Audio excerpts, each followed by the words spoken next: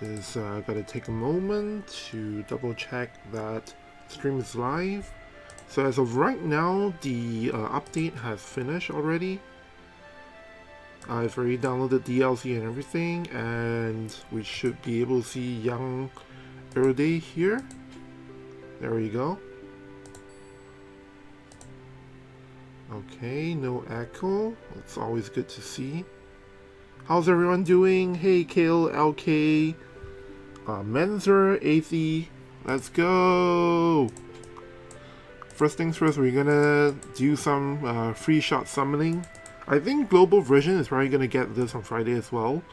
Get like 10 slots of 4 shots. 4 random UR shots. So this is going to add to your shots collection, I guess. I'm just gonna skip this real quick. A bunch of... wait, do we get medals? I think we get medals from these. And this is part of the 4th anniversary celebrations. I think it was mentioned that we get the free summons all the way until December 15th, so about 2 weeks. Great way to beef up on your mind spears and everything. I'm gonna buy the 10 pull ticket, and then we are gonna just straight away get into the pulling, I think. Isvar says, the promised Lord Erde has arrived. Yes, indeed. Lion King Erde. Actually, what do you guys suggest on calling him? Because, you know, Lion King Erde is kind of a very long name, don't you think? It's kind of long-winded, right? I think most people are just going to call him Young Oelde, since that's the simplest way of, you know, calling him, I guess. Whoa! Take a look at this 500 free vis for 50 UR vision shards, but does it include holo vision shards? No, it does not. So this is a pretty crappy deal. 1000 free vis for all this good stuff. Not too shabby. I would buy this in the global version, but not for JP because I'm flooded on shards. Just I'm just running through the shops for this update, by the way. Just while waiting for more people to come in to the stream. Buy some Young Oelde shards. And where is his ticket? I haven't seen this ticket anywhere. Did I miss it? Wait a minute, where's the 300 paid vis 10 pull summon ticket? Oh, there we go. There we go. For a moment I thought they removed that. It's still here, thank goodness.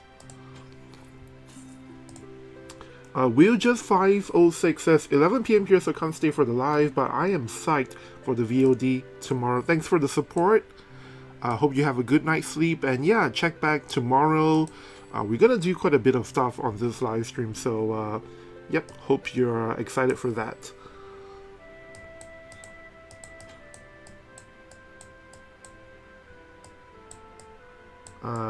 Will just also says, hope it helps me decide between Erde and Vivi, can only afford one. I guess I'll touch on that later as well after we are done looking through the kit. So when you're watching the VOD, just fast forward to we'll talk about the the benefits or comparisons between Erde and Vivi at the end of the review, pretty much.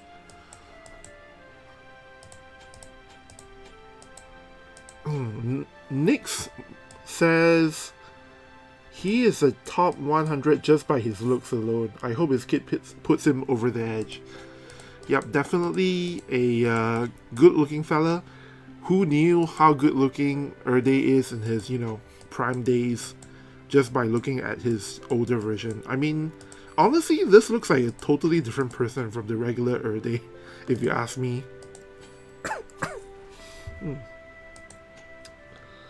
And Isra says, realistically, if you're referring to Erde for gameplay purposes, you're probably not talking about the original, but I imagine Young Oelde is what people will say. Yeah, okay, so that's in response to what people are gonna call him, right? Yeah, I suppose it could get really confusing too, since well, definitely the old Erde is not really relevant, but you know there are some meme lords out there who actually enjoy using the old Erde. Okay, so I think that's pretty much all of the stuff that are good to pick up, so we are ready to jump right in to start pulling. What is this? Vivi, okay. Just want to check if there are any interesting packs. Seems like there's nothing new. So we're gonna start by taking a look at the TMR, of course, and I think we can see the default stats for the character, if I'm not wrong. I don't actually remember. The status screen doesn't show us the resistances, right? I thought there was a way to take a look at what, you know, what element, no, not, what weapon type resistances the character has. But I guess it's not from this screen. Anyway, we'll jump right into the TMR. This is a piece of armor gear, 13 defense, 10 critical evasion, HP 498. Pretty much a typical armor piece of gear, no agility, so that's always not a great thing to see. As for the skill itself, it is okay, so 3 effects on here. It is kind of similar to Bart's TMR in the sense that, so this is a buff, obviously. When you use it, you get 3 things. You get CT up small, 1-time CT up small on the user, and then 3-turn pierce attack up. And then when you land a hit on a target, haste will be dispelled. So this is a dispel haste TMR for the most part, similar to what Bart's has. Only difference, I guess, or rather the big difference this time with Erde's TMR is that it also gives you piercing attack up for, you know, spear attacks, and then you also get a slight CT up boost. I think CT up small is usually 10 out of 100 CT, if I'm not wrong. So if you somehow miss out on Bart's, I guess this is like the replacement TMR for if you need to negate haste on enemies. KO LK says self CT up, yep. It's not too bad, but I mean CT up small is, you know, not a lot. But if you combine, so if you use these, and then the thing is his TMR, right? Or sorry, I mean his limit burst, right? Doesn't give him CT up. It gives everyone around him CT up, but it doesn't actually give him CT up. So I feel like this TMR, like if you use it on another character on Erde's team, maybe you can stack it with the limit burst from Erde, and I don't know, maybe you can like do some weird shenanigans there. Alright, let's just jump right into the 10 pull. I don't think I'm... Wait, before that, let's take a look if they have updated the companion unit already. Usually for midnight releases, the companion unit takes a bit of time before it comes out, even after the DLC update. There we go, we're still stuck with Veritas of Wind and Young Helena, so I think it's gonna take... it usually takes about 40 minutes to an hour before they update the companion unit after the patch, so it's gonna take a bit of time. How is the audio level, by the way? This time, today I'm actually sitting a little bit further away from the mic so that it doesn't catch, like, you know, weird breathing noises and stuff like that. And this banner is total crap. I mean, 25 vision card shards. You don't actually get any vision cards from this banner. You can select the shards though, but you know, it's kind of worthless because you can just use stars for your vision cards or your medals. Nick says the audio is perfect. Okay, great, good to know. Alright, we will start doing the summons. So no preamble, just jump right into it, and let's see if we get lucky.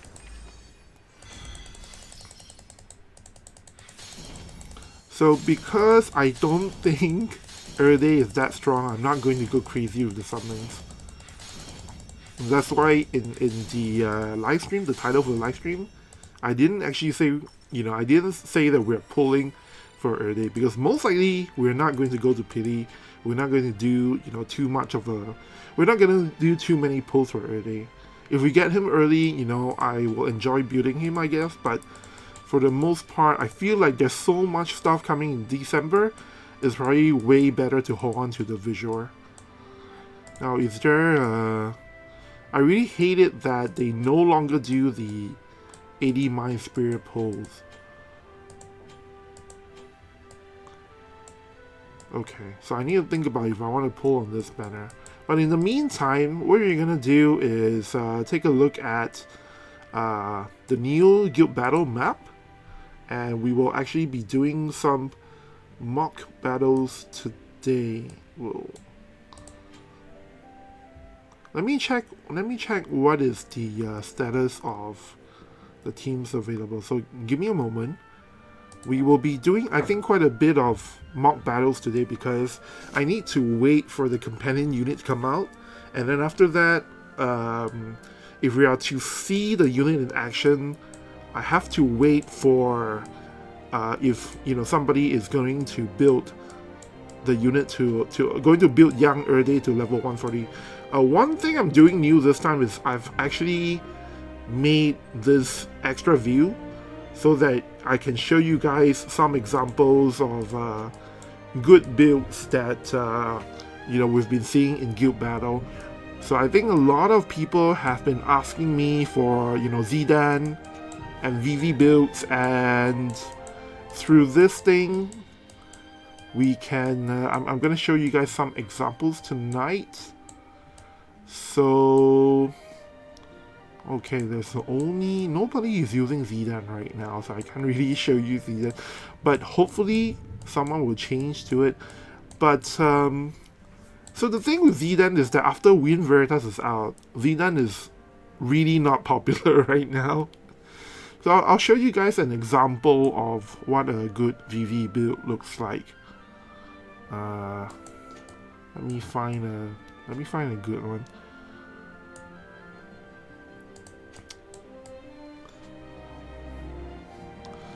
Is anyone here planning to pull on Zidane when he comes out 1.5 days from now in Global?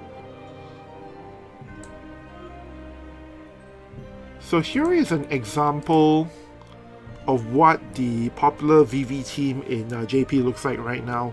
We put a bow tie on Helena purely to control her and make her not run out too far. And in this build in particular, we usually run White Mage on Helena because we want her to stay behind and do some healing if possible. And I believe, yeah, so for Vivi, there's a lot of things you can do with him, and it's not always the case that we use Red Mage for him, but this is just one example. And then I want to show you guys there's one more version of this that I found quite interesting. There's another version of the build where I guess okay, I guess this makes sense. So what we've been doing so the thing with Helena and Vivi builds in JP right now is that there are a lot of different variations, and depending on what you want to do, you can really customize the team to your preference. So one version that I really like, which I believe is this version, is to have Vivi closer to the back. And I believe this running, okay, it's not this one. Well, it's not this particular build, but there's a build where they run Red Mage. Actually, I should just show you the one I'm running. That would be better.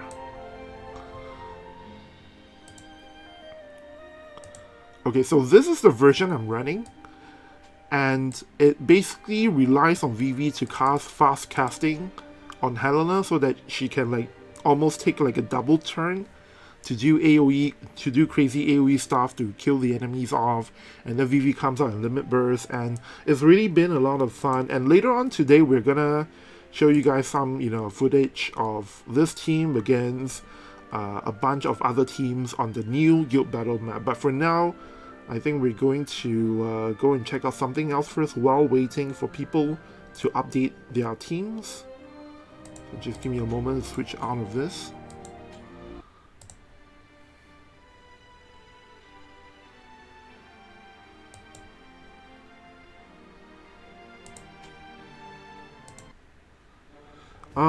Your YORSX, I don't know how to pronounce yours. Yours asks, what does the color on the job symbolize? So, to make it easier for people to tell, so you know, for the SWAT classes and for, what is it, the ROD classes, right, there's like 2 or 3 of them, right? So basically, in order to make it easier to differentiate whether or not, you know, the Black Mage job classes, whether they're the Black Mage type or the Devout type, which is... Is there a version? Is there an element where I can quickly switch to illustrate it? But basically, it's a way for you to more easily tell, you know, what version of the SWAT class the characters are. So the blue ones is SWAT Knight classes, and then the red ones, like Summer Glacier, this is for Red Mage classes, right? SWAT Wielder, Red Mage classes, and then the third one is Bards, which is this thing here. So the yellow SWAT symbol means that he's of the Warrior type SWAT class. So basically, they added colors only to the SWAT classes as well as the Spellcaster classes to try and make it easier to tell which version of that weapon class the characters are. That's the only thing it does. Woodstock Win says, cosmetic changes to help differentiate between classes. Yes, indeed, it's exactly that. J. Lucas Marquez says, I go for Vivi. So this is in response to a question, is Varhav skipping Zidane, looking at Vivi card instead? Yeah, I think for most people you will probably skip Zidane because, like I said, after the Wind Veritas is out, you know, there's I mean, you can still use Zidane with Wind Veritas and, you know, other Wind units, of course, but man, even at level 120, Wind Veritas is ridiculously strong. And, you know, if you use Wind Veritas and then if you use... So right now, I believe the popular build is Wind Veritas, Glassy, and then Flag Bearer Glacier. And then the third unit is either Sadly or Ayaka. So that is like the current strongest build for Wind teams right now. In fact, you know what? I'm going to jump straight into a mock battle. I think someone has a build like that, and then we can see, you know, exactly how that team works. But basically, that is the strongest Wind team right now that most people are running. Because the thing with Zidane is that he doesn't have a lot going for him. The only great thing about him is that he can break barriers from really far away, right? But his defenses are something to... his defenses are not that great. Okay, so we're gonna run the Vivi team, Vivi Helena team versus a Wind Veritas team, and we'll see how that goes. Let's switch back to this now.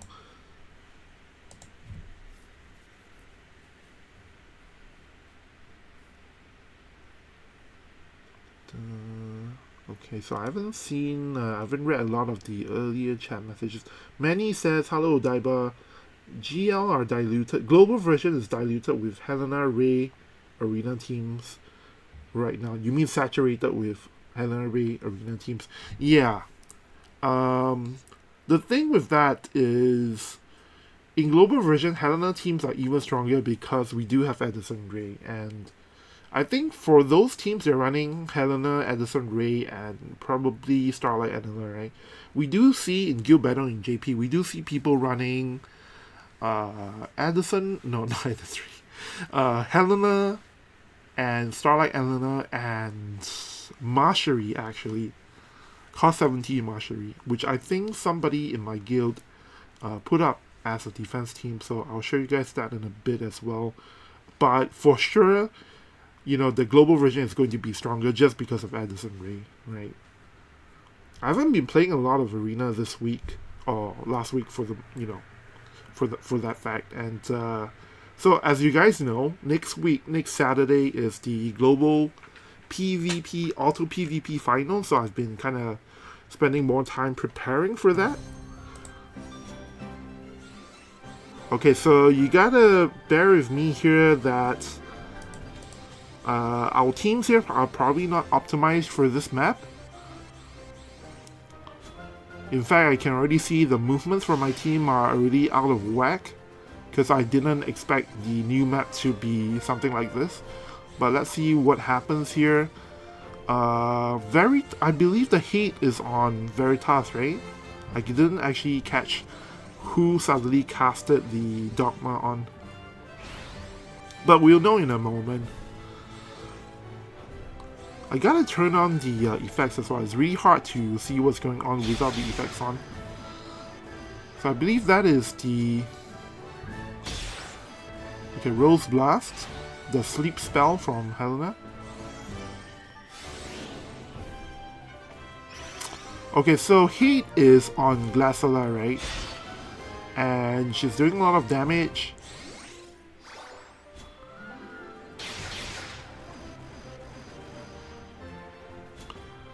The thing about Wind Veritas that makes him really strong is that he can easily stack defense penetration and attack multiple targets.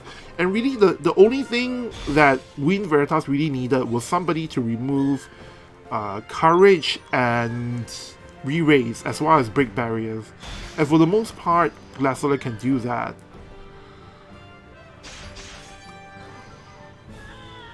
By the way, the matchup between Wind and Helena Vivi is about 50-50. It really depends on the positioning of the teams. And we've seen in Guild Battle, it can go either way depending on the positioning. I would say it's roughly a 50-50 matchup. But it will depend on the version of the team that you're using as well. So if you here, as you guys can see, I got totally wrecked. But that doesn't always happen. And also, my team is not exactly optimized for the map, so you gotta keep that in mind.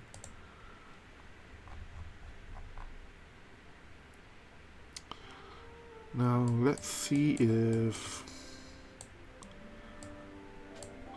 So someone mentioned the Addison Rae team, right? So obviously in JP we do not have Addison Rae. So this is actually the version that most people in JP are running with cost 17 Mastery instead. So again, this team is not really optimized for the new Guild Battle map, but we're just going to jump into it and see if we can try and figure out how the team works. But before that, I'm going to go and turn on the effects of my Guild Battle game mode, I guess, because I haven't really... I just installed this instance of BlueStacks for JP, so I had to... There was some corrupted thing in my data, so I had to like remake it again, so everything is reset. And also, as you guys can see here, I haven't really been playing much Arena. Didn't really have time for that. But if you guys want, let me know. Maybe sometime next week we can do some kind of Arena showcase when more people are starting to use Young Oelde in their teams.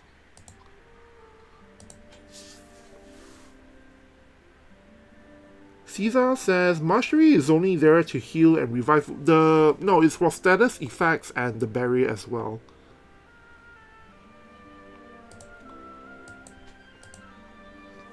Straylight says, wow, level 120 Wind Veritas is strong. Yeah, it's crazy.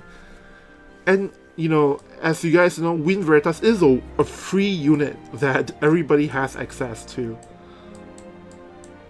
So right now we're gonna jump into a fight with the Mastery team, and then you guys can see what she's what she's about, basically.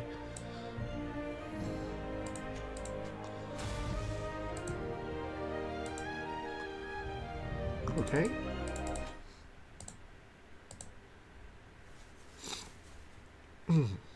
Shiro Zangetsu says Google Play Games Beta runs the game very well. I'm not using Google Games Beta right now. Actually, this is on BlueStacks.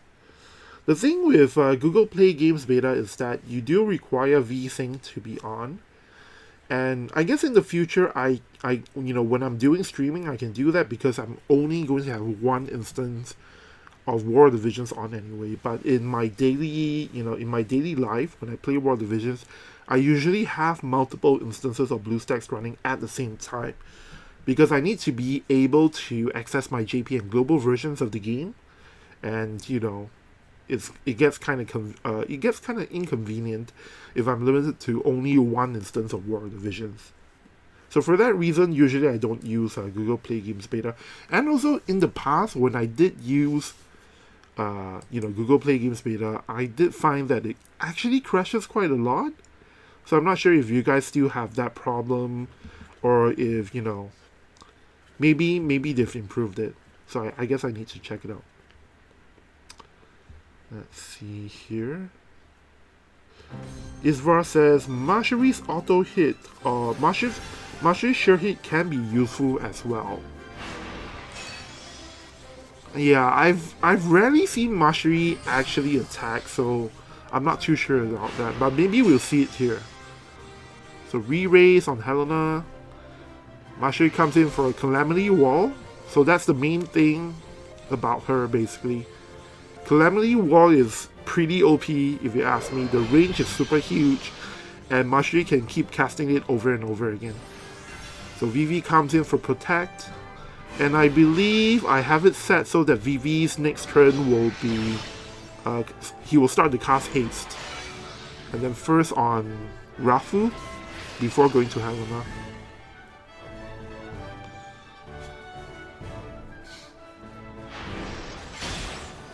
Okay, so that is Rose Burst.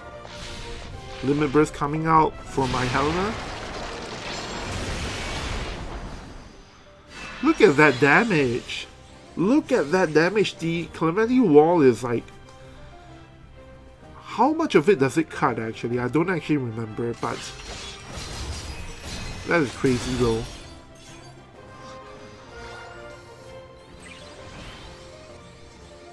Okay, haste is up. So I think I need to change the positioning of my units for this map. Because the way I had it set up in my... Wow, would you see that? The way I had it set up in my previous map is so that Rafu is, like way far away from the other two units.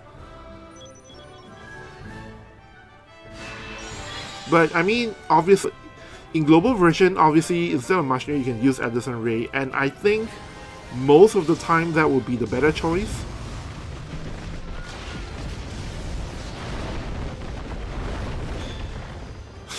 Crap. Completely missed Starlight Elena.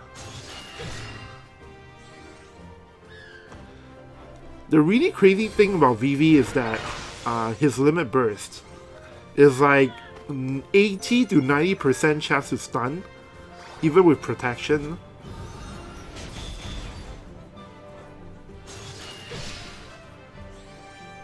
As you guys see, he's really doing a lot of good work here. I think with some adjustments on my side, my Vivi team can actually win against this light team, just because of how good Vivi is. Isvara says 50% barrier one hit. There you go. Yeah. That is insane. I was so shocked when my Helena, threw out the Rose Blast and it did so little damage.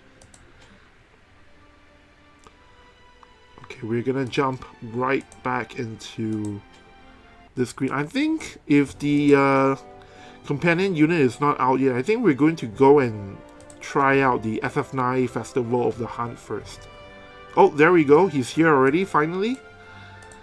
Alright, let's get into it. The main topic of discussion for today. Mr. Lion King here. So straight away, you know what? Let me change to an empty slot so that we don't get any stats confused. Okay, here we go. Looking at the stats, pretty good ATK if you ask me, and decent HP. Agility is, I think, around average. Accuracy, some defense on him without, equipping a defense penetration, without equipping a defense Asper, I mean. So he has this, the Octopus Asper, I forgot his name. I forgot this guy's name, but it obviously gives you 20%, or rather defense penetration 20. He's using his own TMR and then Odin, as well as, I forgot what this is for. This VC is not out yet in global, but okay, so there is ATK up, so that's probably why it's a little bit on the high side. Let's take a look at his passes first. So the first thing that stands out to me is that he's using both of his passes equipped here are original passes, meaning it comes from his main job. So we're gonna start with this one. The first one is simply reaction block, as well as when at the start of battle, AP up. So this is, I think, a new effect if I'm not wrong. Oh wait, actually Raid Mage also has this, right? Increase AP up at the start of battle, so this is something like that. You probably remove this for something else. And then the one that is probably a guaranteed thing to always be on Lion King Erde is the Conviction to Protect Leonis, is what this thing is called. And it gives you HP, max HP up, ATK up, accuracy up, as well as area resistance up. So this one you have on at all times, and I'm guessing instead of using this crappy reaction block and AP up thing, instead of using this, you probably go with the trick lenses, defense penetration up 40. Now his reaction ability, the Protector of Leonis is what it's called. Oh no, sorry, that's the name of his main job. For his reaction ability, it seems like this is a simple counter attack for physical attacks. So whenever he is hit with a physical attack, there is a chance to do a counter, and you will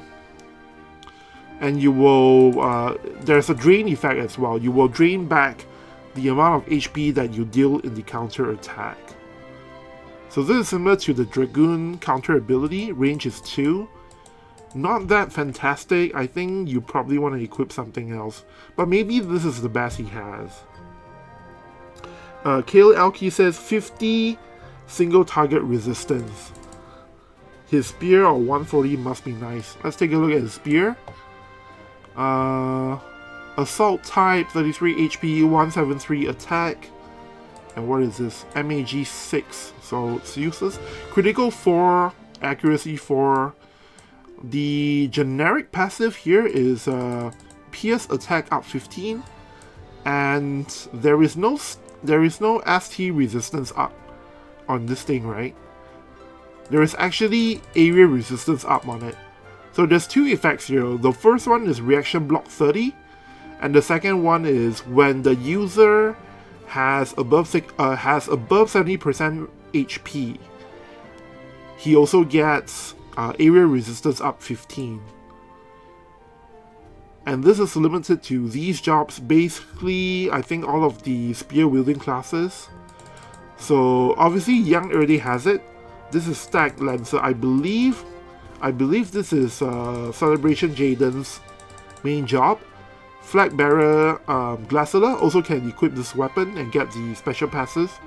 Trick Lancer, this is 9S. Valkyrie. Wait, Valkyrie? Is it an original job? Or is it like a generic job? I'm not sure. And obviously the standard Lancers, they also can get these effects. So definitely when it comes out in global version on December 22nd, you wanna grind for you know, a couple of copies of this weapon for sure, because quite a lot of users can use it, and the AoE resistance up is pretty good. AoE resistance up 15 is actually quite a lot.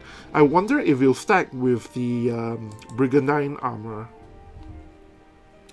Shiro Zangetsu says no High Dragoon. Yeah, I guess the newer... Okay, so the thing is this, the condition here is it has to be the main job. And I don't think there are that many characters with High Dragoon as the main job, right? But yeah, basically High Dragoon is not included in this list if I'm not wrong. Yep. Normal Dragoon is not even included on this list for some weird reason. So the original version of Kane and all the other old Dragoons, they don't get this effect at all. O'Reilly says OG Glassy. OG Glassy is Valkyrie, right? If I'm not wrong. I don't actually remember. And Colin Rand says another 15 ST from Dark Odin VC. So the 15 ST from Dark Odin VC is already included here. That's why it's 50. So he has 15 on this thing, and then I believe this one gives... This vision card gives an additional 5. Yep, additional 5 in the sub VC slot. Let me double check the... So from the VCs alone, this is 15, this is 5. And then the remaining 30, I'm not sure if this thing gives you ST resistance up. I don't think so, right? Does anyone know? It seems like he gets 30 from his character alone, and master ability is 10. We know that from the notices, he has 10 from master ability. And I'm going to guess the remaining 20 is probably from his level 140, from his dream ability.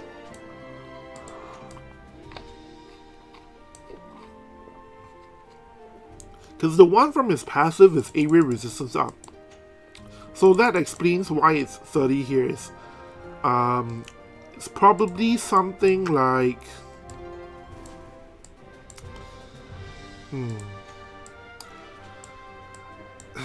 I actually have no idea why it's 30 here. I think he gets some from his spear.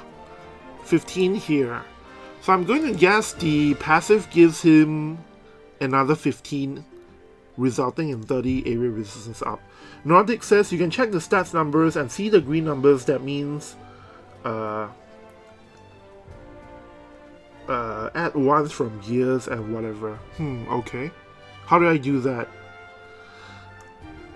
Kill Alki says it should be easy to build him from high ST and relative easy to get 50 AoE as well. Yeah, if you equip one vision card, then that's pretty much... give me a moment. Yeah, if you equip a single AoE resistance card, just gonna do that right now and put up a... What is a vision? What is an AoE vision card for water?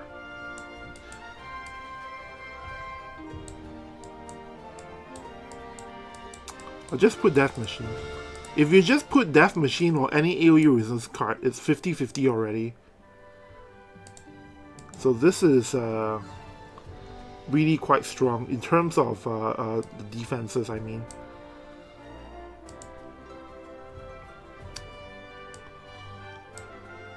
Give me a moment, I need to check something real quick with my stream. I think I forgot to turn something on.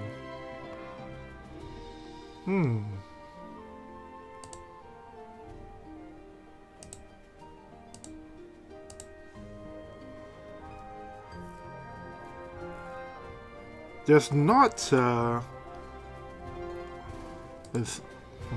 I don't know. So yeah, I saw something weird with the bit rate, but I'm not sure if it's just my internet connection that's the problem. I'm using a direct connection though. I'm not even running it through a router, because I know from first-hand experience sometimes when I use a router, sometimes something funny happens in the middle of the stream, and that was literally what happened this one time when we were doing a live translation stream.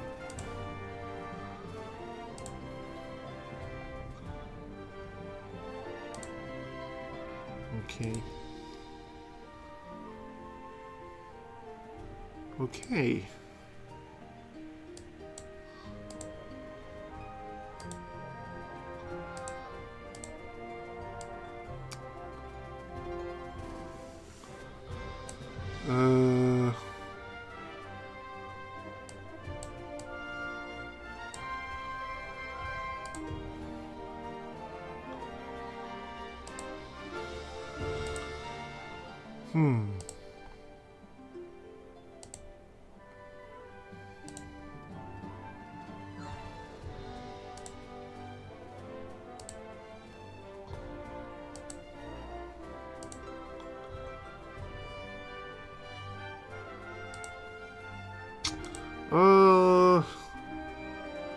This is odd.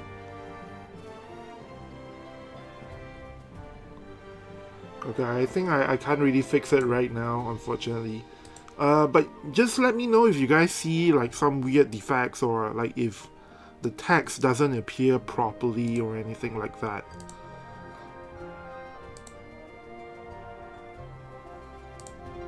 Because there's a chance that the bitrate is like weird.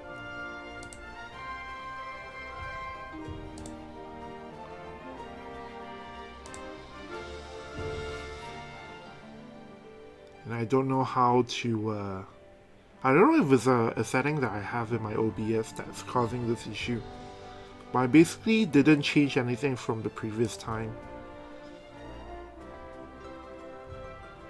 Okay, you know what? I think I'm just going to have to leave it like that. It should be fine though. But just let me know if you guys see any like weird problems on the stream. Alright, so back to the character. Sorry, I haven't been reading chat, so I'm going to check out your messages now. Gonna have to do a bit of rearranging on my end as well. Woodstock Win says stream has been great. What are you adjusting? No, I just saw the bit rate on the OBS having like some super low number, so I'm not sure if it's a connection thing. Probably it's not.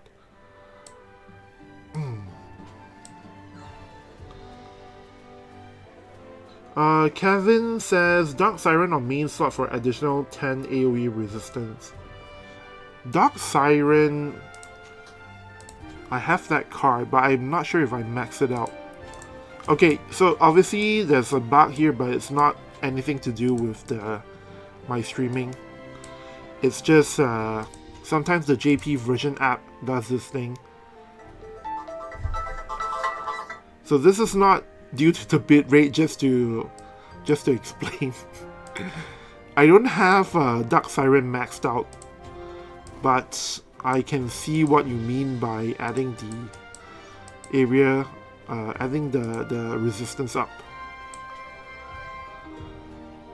Yep.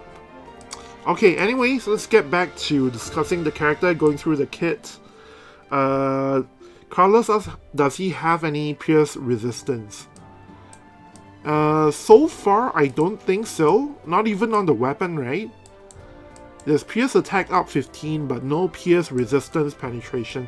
But, you know, most of the time with the pierce attack type, you don't really have to worry too much about pierce type resistance penetration. So, at the moment, it definitely seems like he doesn't have that. So you'll have to put 10 on the trust wounds. And Astil Hawk says hi. I just saw it in chat. Thanks for dropping by. So we just covered the support abilities as well as the reaction ability. So next up we're going to go into his main job skills, and starting with this one we already know from the notices. It's called Leonis Drain, and for those of you guys who didn't watch my video about, Young Erde, this is basically calculated rend. It gives you defense penetration up, probably defense penetration up 40, I don't know the numbers, but it's probably 40, and then it will destroy all physical barriers on the targets before doing increased accuracy attack. Meaning this is probably accuracy plus 30. It will do 2 hits of damage M, and then at the end of it all, a portion of the damage you deal with this attack, Young Erde also drains back to heal his HP. So essentially calculated rend, just range 5 instead of range 6. Next one, this is his self buff, and this gives him a barrier. So I think this is the first time we are seeing this. The first effect on this self buff says that he gets a HP barrier, meaning it gives you protection up to a certain amount of HP, but I think this is the first time we're seeing this kind of barrier for both physical and magic attacks, because it doesn't say if it's physical or magic. So I assume it protects from both physical and magic attacks up to a certain HP. I guess Jaden's TMR also does that, right? The light Jaden TMR. Anyway, so that's the first part, barrier to protect until a certain amount of HP. And then after that, the second effect here is for 3 turns.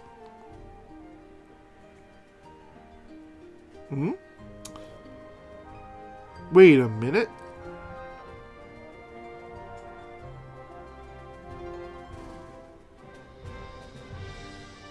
Huh?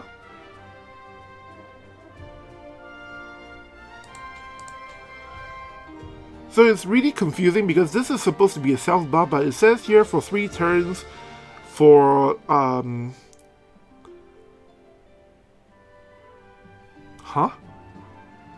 for your allies around Erde, they get physical damage increase, an effect for physical damage increase. And the range is 3 squares away from Erde. Range height is 1. So basically with this self buff, on top of getting the HP barrier, for the next 3 turns, allies around Young Erde will also get physical damage up, as long as they're within 3 squares away from Young Erde. 3 squares away, and the range height, the height difference has to be 1.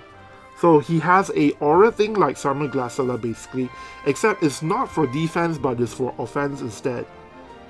Yep, Woodstock Winds is exactly that, it's an aura.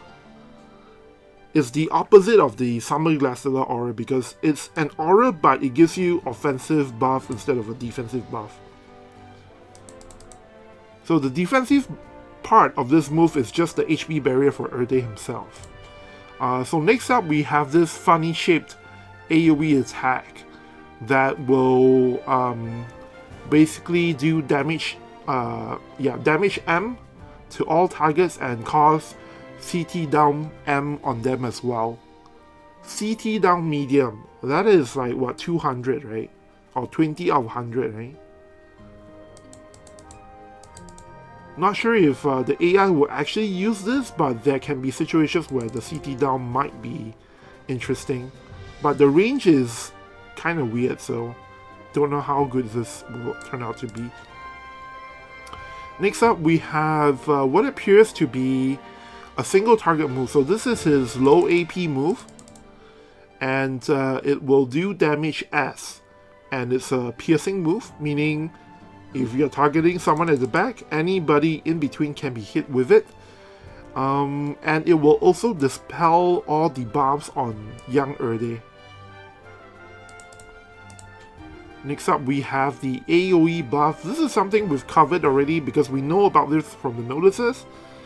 Just to recap for everybody who's not familiar with it, there's a total of 5 effects here on a single move. So the first part of it is that for 3 turns, everyone in this AoE effect, everyone who's an ally in this AoE area will get area resistance up. And then the second part is Erde will get re-raise. The third part is when this re-raise is on Erde, he will get physical damage up. And then the fourth part is for 3 turns, he will get he will get a force barrier similar to Squall, whereby if the enemy is attacking from 4 squares away, 4 squares or more away, there will be some kind of damage reduction from that. I believe it should be 10%. And then this damage reduction will grow the further away the enemy is from Erde, up to a maximum of 7 squares. So damage reduction from 4 to 7 squares away. So that's the 4th effect. And the 5th effect is AP regen medium.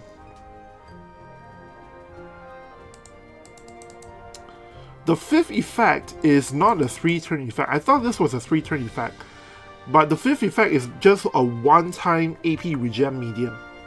It's not something that gives you 3 turns of AP. Kill LK says, what a buff, man. Essay length in Japanese. Yeah, I know. This is the kind of power spike that we've been seeing recently in War Divisions. More and more characters will be getting this kind of buffs in the future as well. And then the last move here is, oh my goodness, guys. He has courage removal. This is a single target move that will remove courage before doing damage M. So you've got one part of the equation down. You just need somebody to remove re-raise as well. And I think you can pair him. I think you can pair Young Oelde with Wedding Alaya, right? Probably, because I think you can do that with the VC coverage. So if you put Wedding Alaya in here, give him the buff for removing re-raise for the next 3 turns, then this could be really good. The range is really short though. It's only 3 squares away, and the range height is only 1. So looking at this list of moves, I guess it's by design that spear users, they don't have very far attack ranges. Because looking at this list of moves, right? See, even his calculated ren is only range 5 at the maximum. So most of the time he's just going to be using this until the 4 users have run out, right? Especially because this is not only does it break barrier, but it increases defense penetration. So I think just like King Bradley, he's just going to spam this move all day long until he runs out. Or if there's only one target, and if let's say he can kill someone with courage with this move, then that's when he will use this move. And then low AP, this thing will only come out when your AP is low, I think. So the only big question is what are you supposed to do with this move, right? Like, there could be instances where if you cannot hit 2 characters with his calculated ren, that's when this move will come out, if it can hit 2 targets at the same time. So I think that's the only time this move will come out, and when it does, it's nice that it will give CT down on the enemies. Connorman says, not sure if the courage removal skills will extend range when Erde is on higher heights, like Binding Javelin. It is a throwing skill. Yeah, for that we will need to go into the game and check it out. But I don't believe those kind of moves will extend range, because the ones that extend range usually already have like a really far range to begin with. Now let's take a look at his main sub-job. 2 moves here. Let me read this.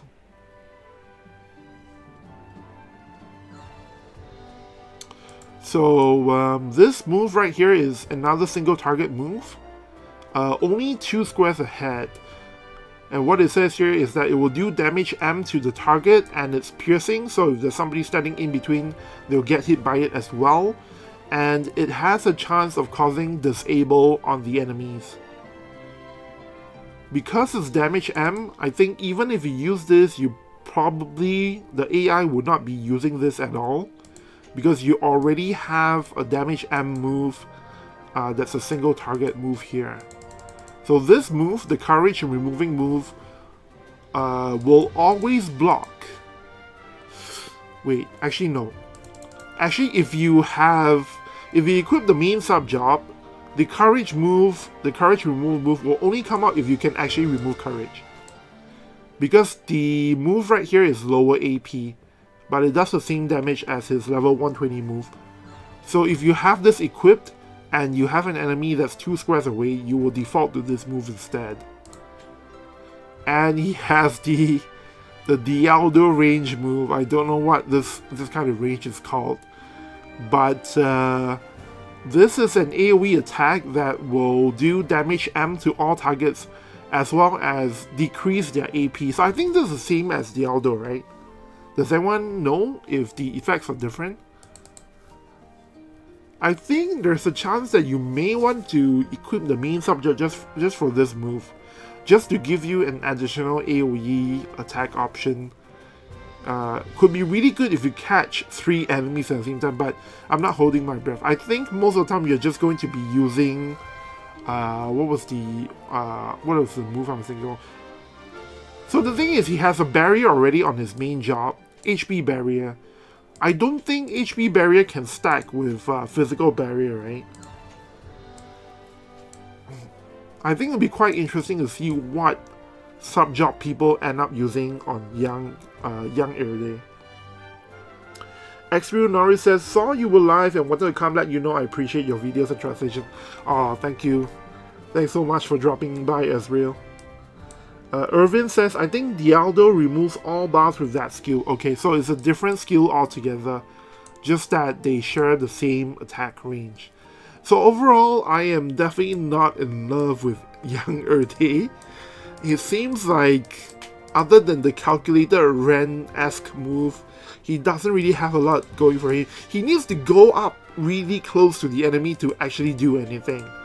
And so, you know, fortunately for him, he does have a lot of damage mitigation. He does have a lot of ways to reduce damage to himself. So he can definitely get close enough to, you know, start doing a lot of damage to the enemies. The only problem is that I'm not sure if that's good enough, because depending on the team you're fighting, you know, there can be a lot of ways to remove the barrier on Erde. So that's the one thing right now. If the enemy can break physical barrier, then straight away his HP barrier is not going to matter at all, right? And then so you have to you have to think about how much damage, how long he can survive, basically, because he does have re-raise, but you know, a lot of teams these days have good ways to remove re-raise quite easily. I think this is going to be, it's going to be playable. We are probably going to see a good number of players in JP use him, as opposed to Gernsback. Gernsback is kind of really bad, right? But Young Oelde, at least he seems very, very playable. It's just that his range, his attacks, I guess to put it in this way, one good way to put it is that he seems too fair. There's nothing unfair about this character, if you know what I mean. The only good thing that I see on Young Oelde so far is that he can reduce a bunch of damage from, you know, a number of different sources, and he has the aura thing that can power up his allies, and of course his limit burst also gives his allies even more accuracy. Now some people pointed out in my previous video that Summer Glaciala, her aura doesn't just give you defense, doesn't just give you damage mitigation, but also accuracy up 40. So if you combine that with limit burst, that could be really good against all kinds of evade, not just fire evade, right? And maybe that is the way they want you to play a water team in the future. You put in Summer Glaciala, you put in Young Oelde, and then the third unit is probably Faris. Or if you don't have Faris, I guess you could use Perrine or even Miranda. Probably not Miranda though, because Erde gives you physical. Erde can give his allies around him physical damage up. So the third unit is ideally a physical attacker. Connorman says, or Young and Old Erde. Now that's an idea. Yeah, you could do that, I suppose. And the funny thing is, Old Erde, right? He is a bit of a bruiser as well, right? Because the strong thing about Old Erde is that is his defenses. It's not so much his attack, right? He's kind of like a tanky kind of character. So I'm not sure how that would work with the Young Erde. Francesco Lam says, do you think it's possible to play both Young Erde and Young Helena together? Ooh, I think that's kind of hard. Because I don't, I think it's kind of difficult because there are not that many vision cards that support both of them at the same time, right? Let me take a look. So if I just go through my VCs, as you guys can see, if there's an overlap, you will see both Vivi and Young Erde's faces appear over there. I think there's almost zero overlapping vision cards. Yeah. It's like I have all my VCs sorted by, when they were acquired, and I've pretty much covered all of the weapon-based vision cards by this point. And there's not a single one that covers both Young Erde and Young Helena. So yeah, I don't think it will make sense together, unfortunately. Yeah.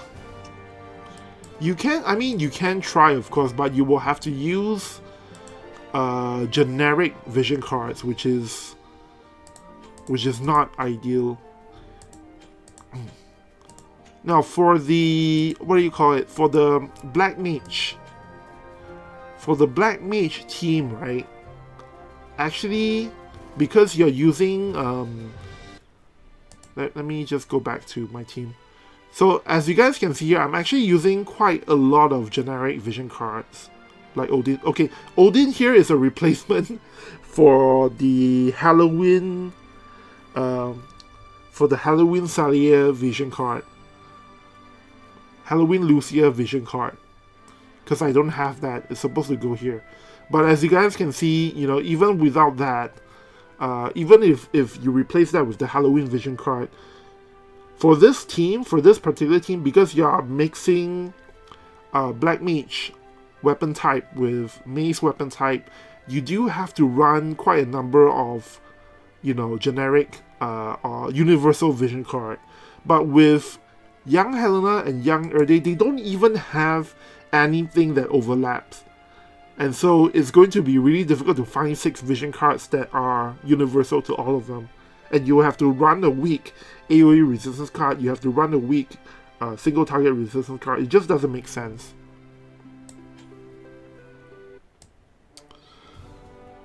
O'Reilly says it doesn't crash anymore, they fix it. Okay, so that's in reference to the Google Play Games beta app. I'll have to give it a try sometime. The one thing I really like about the Google Play Games app is that the loading time is actually super fast. Connorman says, what about Wedding Jada and Young Erde? Yeah, that can definitely happen, since they're all the same weapon type. The only issue though is that, Wedding Jaden is a magic character, but for Young Erde, right, because of his aura, ideally you want to use a, you want to use a physical character alongside Young Erde. So rather than Wedding Jaden, I think the more obvious pick is actually Flag Bearer Glaciala. Because Flag Bearer Glaciala can remove re-raise, and, I think, what else does, let me think about it. So actually for Flag Bearer Glaciala, the one thing that her attacks don't cover is that she cannot easily break barrier. Now she does have a triple hit move that you can use to break barrier, but that doesn't really work on HP barriers, right? So one idea is that you use Flag Barrier Glacialer with Young Oelde, so that Young Oelde can be the one to break barriers, especially HP barriers, and then Glacialer can come in to remove, re-raise, and then the next turn Young Oelde will finish the character off with Courage removal. So I think actually Flag Barrier Glacialer is probably the better pick, just because they are both physical attackers. But if you really want, of course you can use Jaden, Wedding Jaden here. Carla says, if Spear VCs are ready, that could be viable. I think Spear VCs have been ready for a really long time. Spear team is like one of the easiest teams to build in terms of the vision cards, right? Because they have way too many good vision cards. The only problem is that the characters themselves didn't really have that much synergy. And also their attack range kinda isn't that great. So I think that's why it has not taken off. I do have guildmates who have tested Spear teams in the past. And the performance from those teams have never been really amazing. So that's one thing to consider.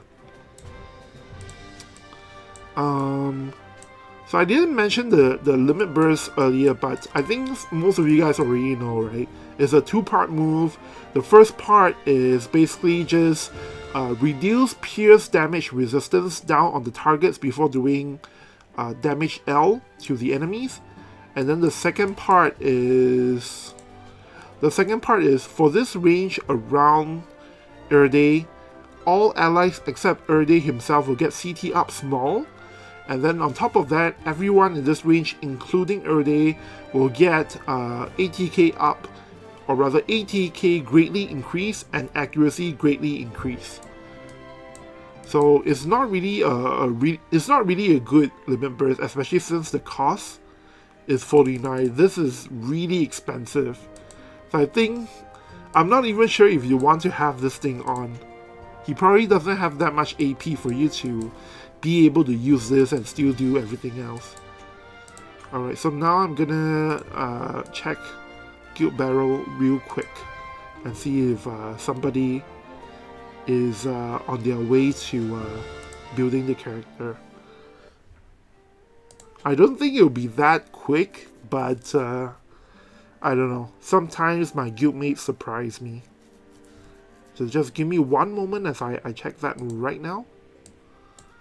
Let's see if anybody has the character built already.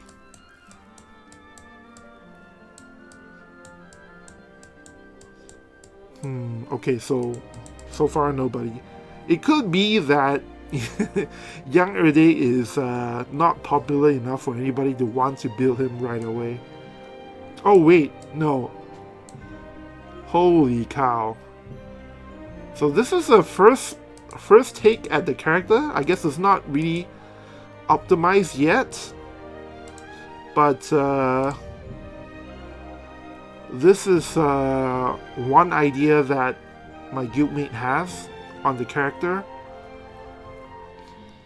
So obviously it's a spear team, and then you use like what somebody mentioned here, you can use, oh, I forgot to you can use Dark Siren to not only give you agility up, but also some additional area resistance up.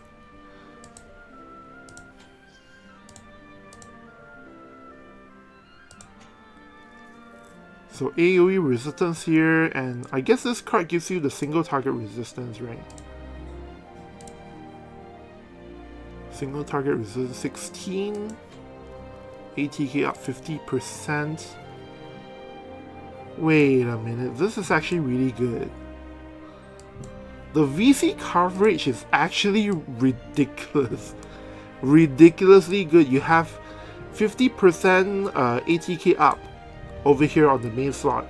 And then you also have another 50%, or rather 25% in the sub slot from the FF9 vision card. And then this is for speed, right? Agility. So these two are both agility vision cards. Why did he put Dark Siren as the main one though? I don't quite get it. Because the main one, okay, so it's for the strike resistance as well as the physical, the man killer when using physical attacks up. Okay, that makes sense, I guess. By the way, guys, in case you're wondering why I have to switch between these views like this, is because for Japanese, they are very concerned with like privacy issues. So I have to design the stream so that I don't actually show any names of people and stuff like that, which is regarded as personal information in Japan. Agility up, ST resistance, strike. So this team is going to be extra resistance to strike teams. Not that they are super relevant right now, but it's always nice to see that.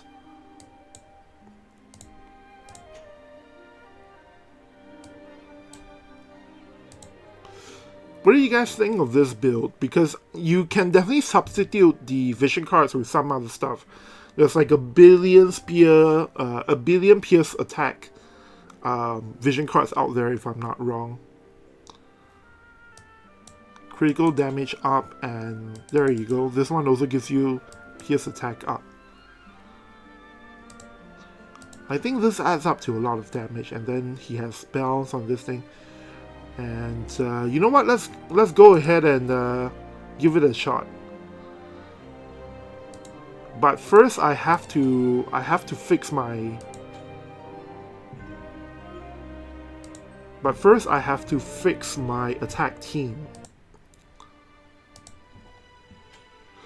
Chris Metz asks, how late in the night? Well, you haven't missed too much. I finished going through the kit for Young Oelde already, so you can check it out in the VOD later. But basically, he is kind of okay, but he seems to be a little bit too fair. He's not weak by any means. He's quite good, but I didn't feel anything unfair about Young Oelde. Let's put it that way. He seems a little too fair. So I'm going to start with, I guess, my favorite team in JP. I use this team a lot because all of them are max reincarnated. Actually, Melnia is still at like 75 reincarnations, but her ATK and HP is basically maxed out, so this is actually pretty good. So we're gonna try this out first. I think I will probably put, let's see here, probably would be better idea to put Dialdo here. So we're gonna try this out one time, and then after this I'm gonna switch to the Helena Vivi team and see how that goes.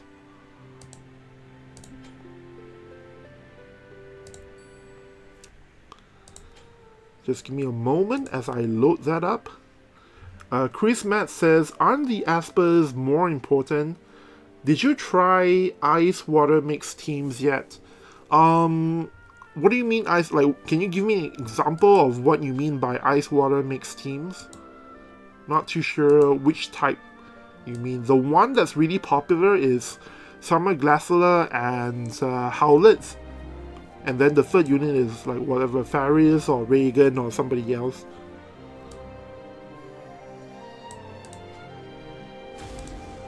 Alright. First mock battle with Papa Leonis here. Let's take a look and see how that turns out.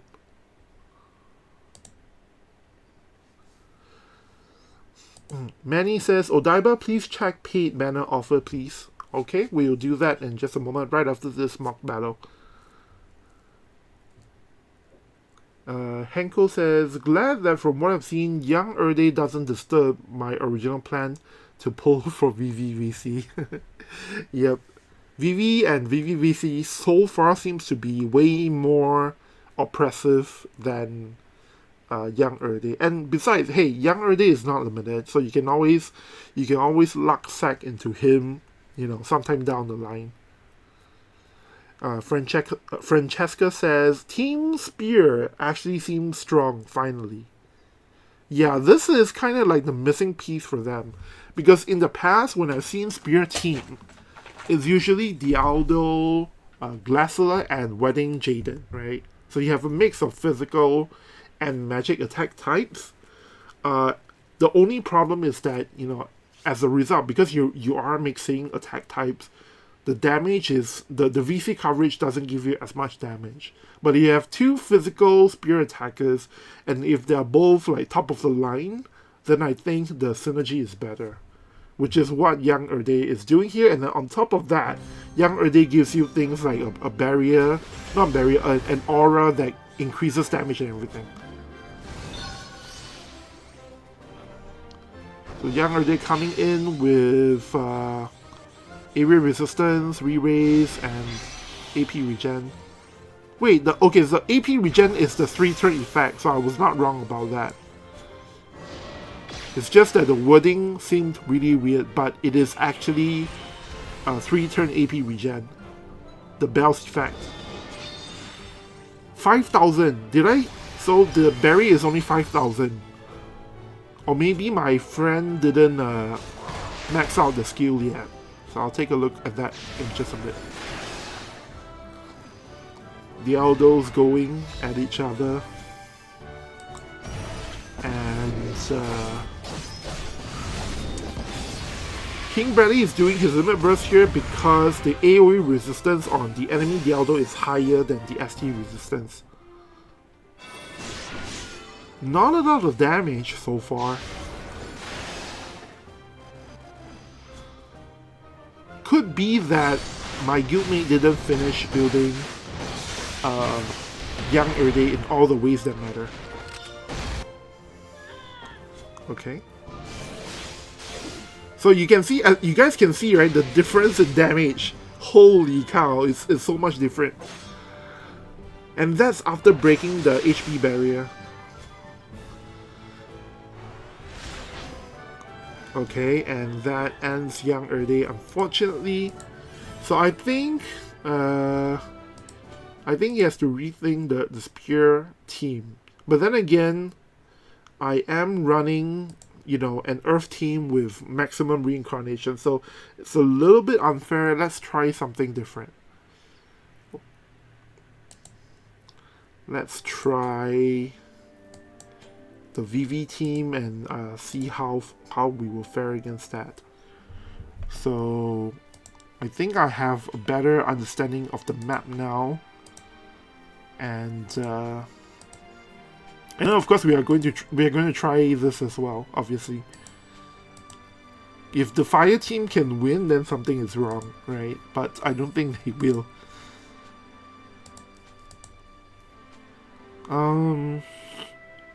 Where do I want my tank on this team, actually? So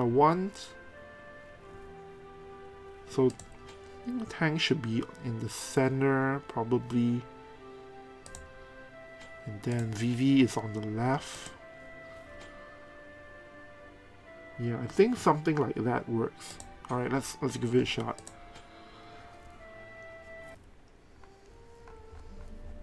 O'Reilly says, is Shinryu needed for young Helena? Not really, but if you have it, it's basically one of many espers that are good for Helena.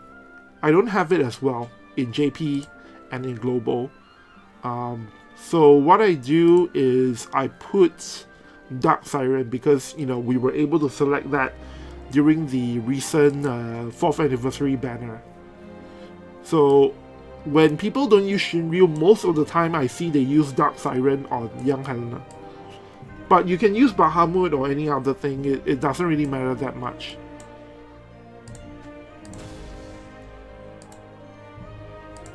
Okay, let's give this a twirl.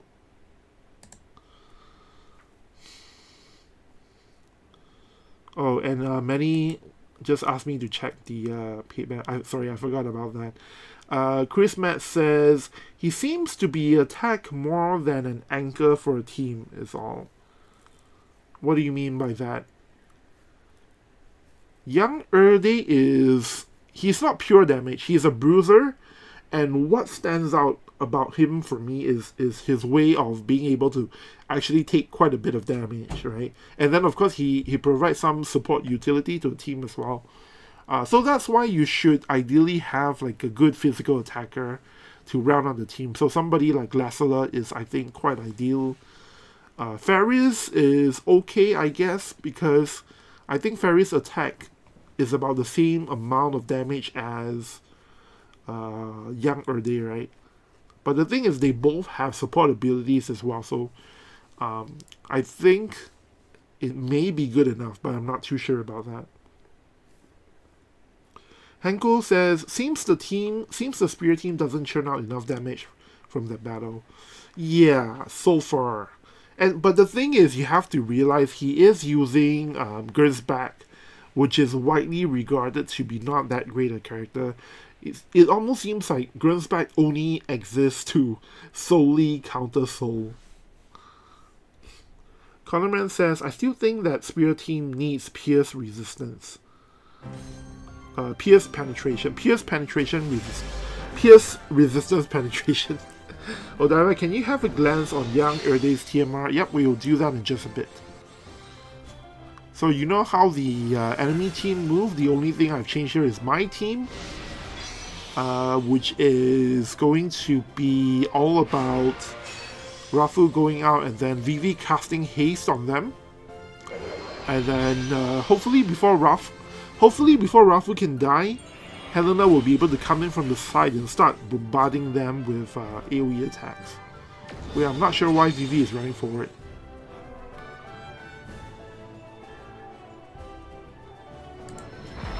I'm not too sure why Vivi ran for it.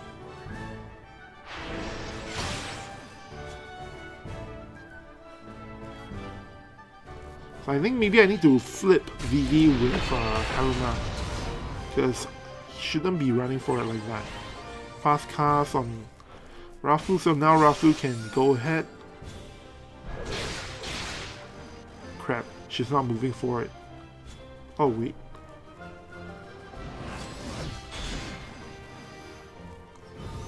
Immobilize on my Rafu. That's interesting.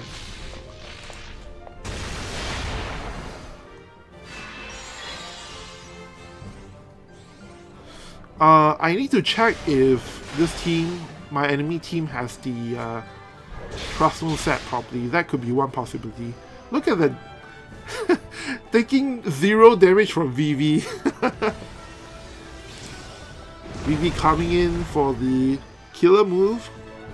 Stuns Young Erde. Wow. Decent damage from Gersbach. But sadly there's no re-raise removal here, so they're kind of a bit of a sitting duck for the spellcaster team. Holy cow! What just happened? What the heck just happened? That is a bunch of damage. What? What the heck? Wait, am I actually losing? What the... Guys, I think we underestimated Spear team. How did I lose from that? What the heck? Wow. Oh my goodness. So let me check real quick that there are Trust Stones equipped. Because I was thinking from the first example, I thought maybe he didn't equip his Trust Stones. Or maybe he did and then he just equipped them. So we're gonna go and check the paid banners for our boy Manny here. And then I will run some more mock battles against Young Erde. Paid banners, what do you want to see? So, not too great. I think I covered some of them previously. But for 4th anniversary, so this banner here is what we're getting on Friday. in the global version probably, and it's a 300 paid vis, select 25 vision card shards for 4 slots. So it's a 10 pull, but 4 slots of the 10 slots are going to be vision card shards, and you can select which ones you want.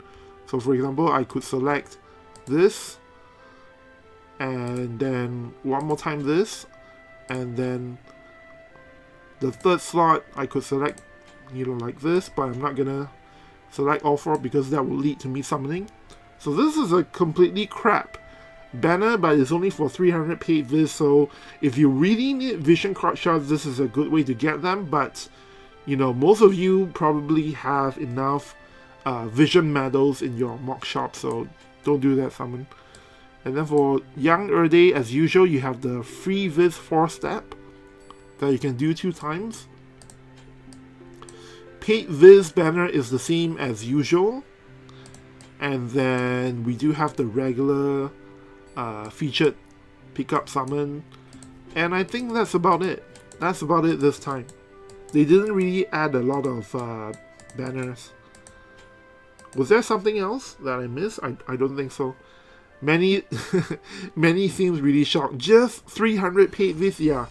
This time, this is the only paid vis banner they're giving us. So, I guess what they are trying to tell us is that, hey, the 4th anniversary celebrations is starting to wind down now, so maybe don't expect, any more of the crazy stuff. I think that is like Hirono's message to us with this slap in the face banner.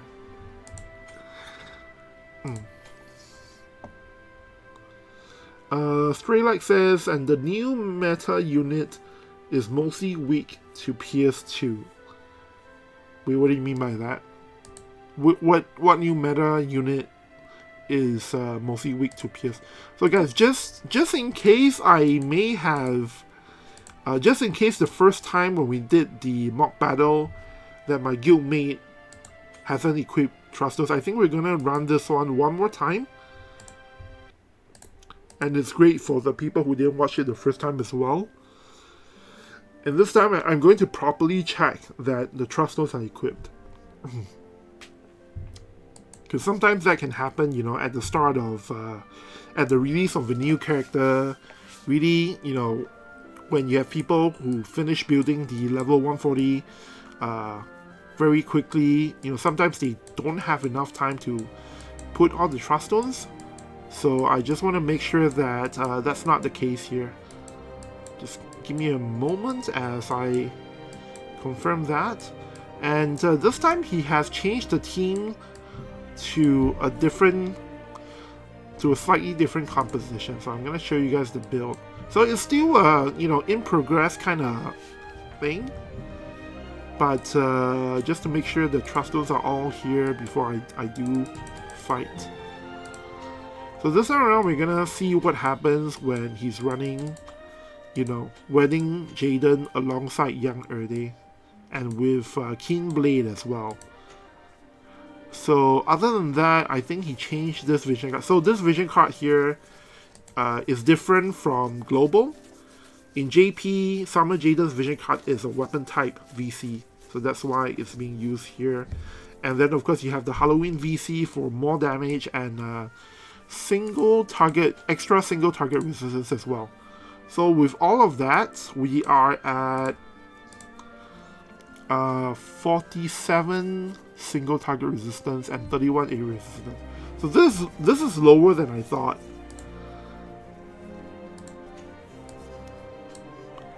I'm just gonna check Dialdo's resistances as well for comparison.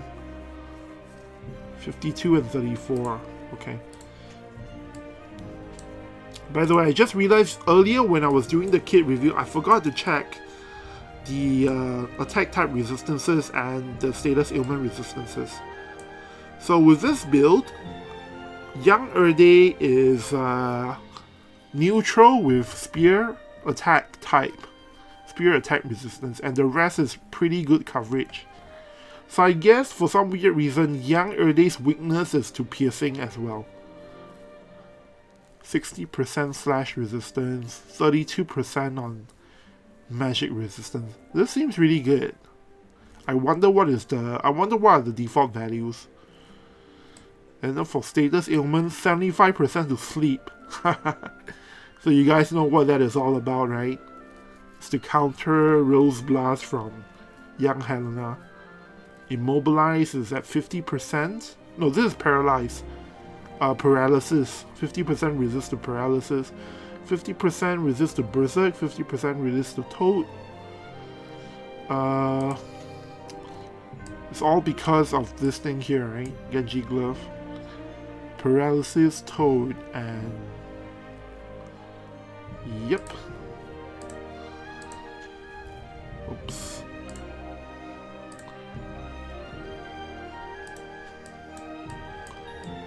Paralysis, toad. So the berserk and blind and sleep are what I'm guessing is his default status ailment resistance, because they are not covered by the Genji Glove. Alright, so let's get to running this. Give me a moment while I set it up.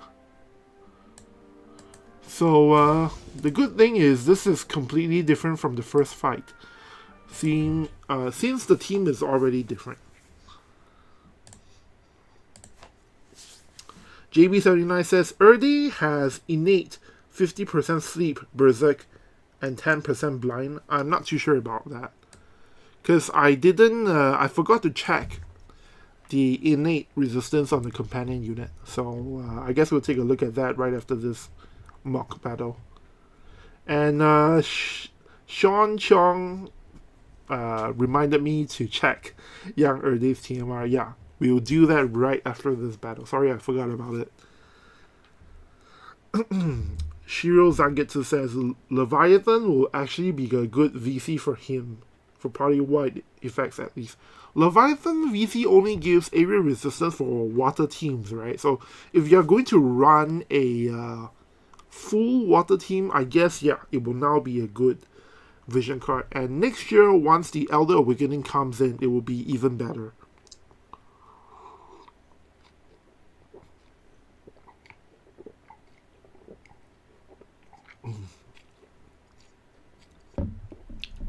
By the way, if you guys have been following my coverage on stuff, I previously said Elder Awakening only affects the sub-VC percentages. Actually, that's not true. They clarified that it actually also affects the stats on the vision card. The ATK, MAG, AGI, and all that stuff. Not the party abilities, but the actual stats on the vision card. So you may actually want to do Elder Awakenings on your old VCs just to get some extra ATK or some extra HP or whatever.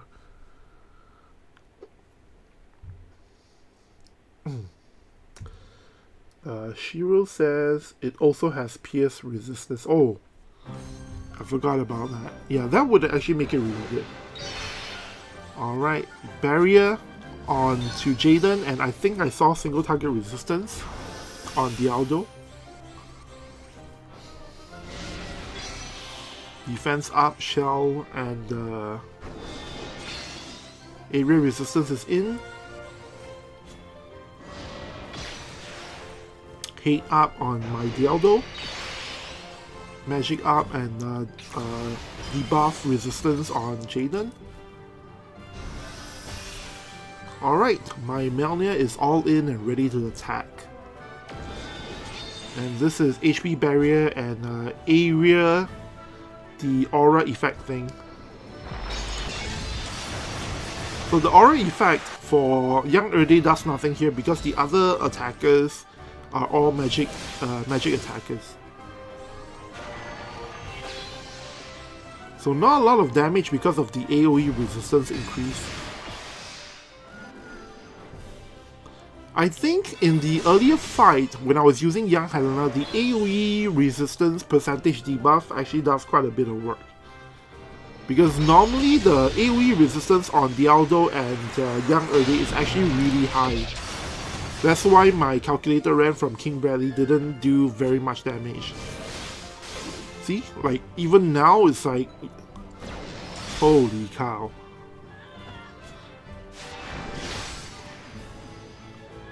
So the only reason Young Oelde died so fast is because I do have a Pierce attacker on my team.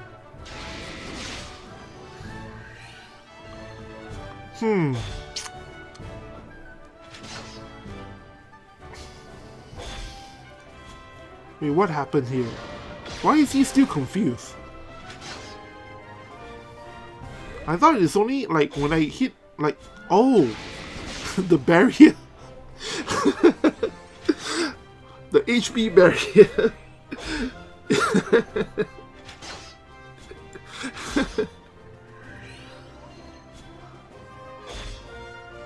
And I'm not getting AP because I'm doing 0 damage as well, so... Okay, finally.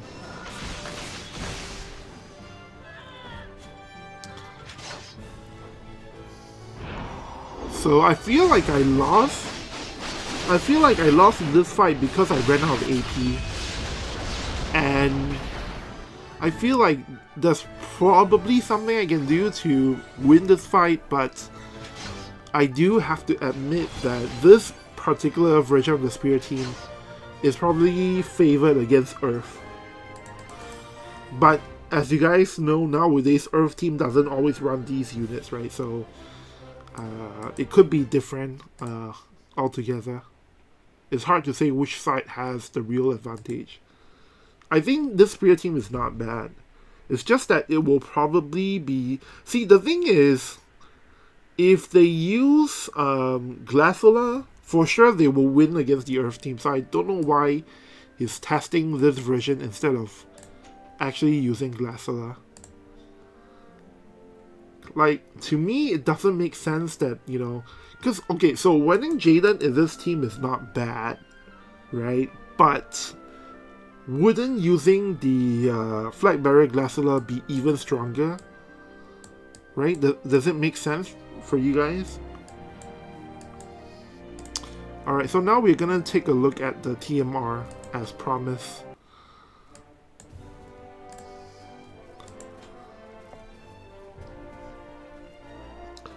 Sean, what did you want to know about? What did you want to know about Erde's TMR? 13 defense, 498 HP, 10 critical evasion, and the TMR ability is a 2-cast, 24 TP move. It's a self buff that gives you 3 effects. The first effect is CT up small.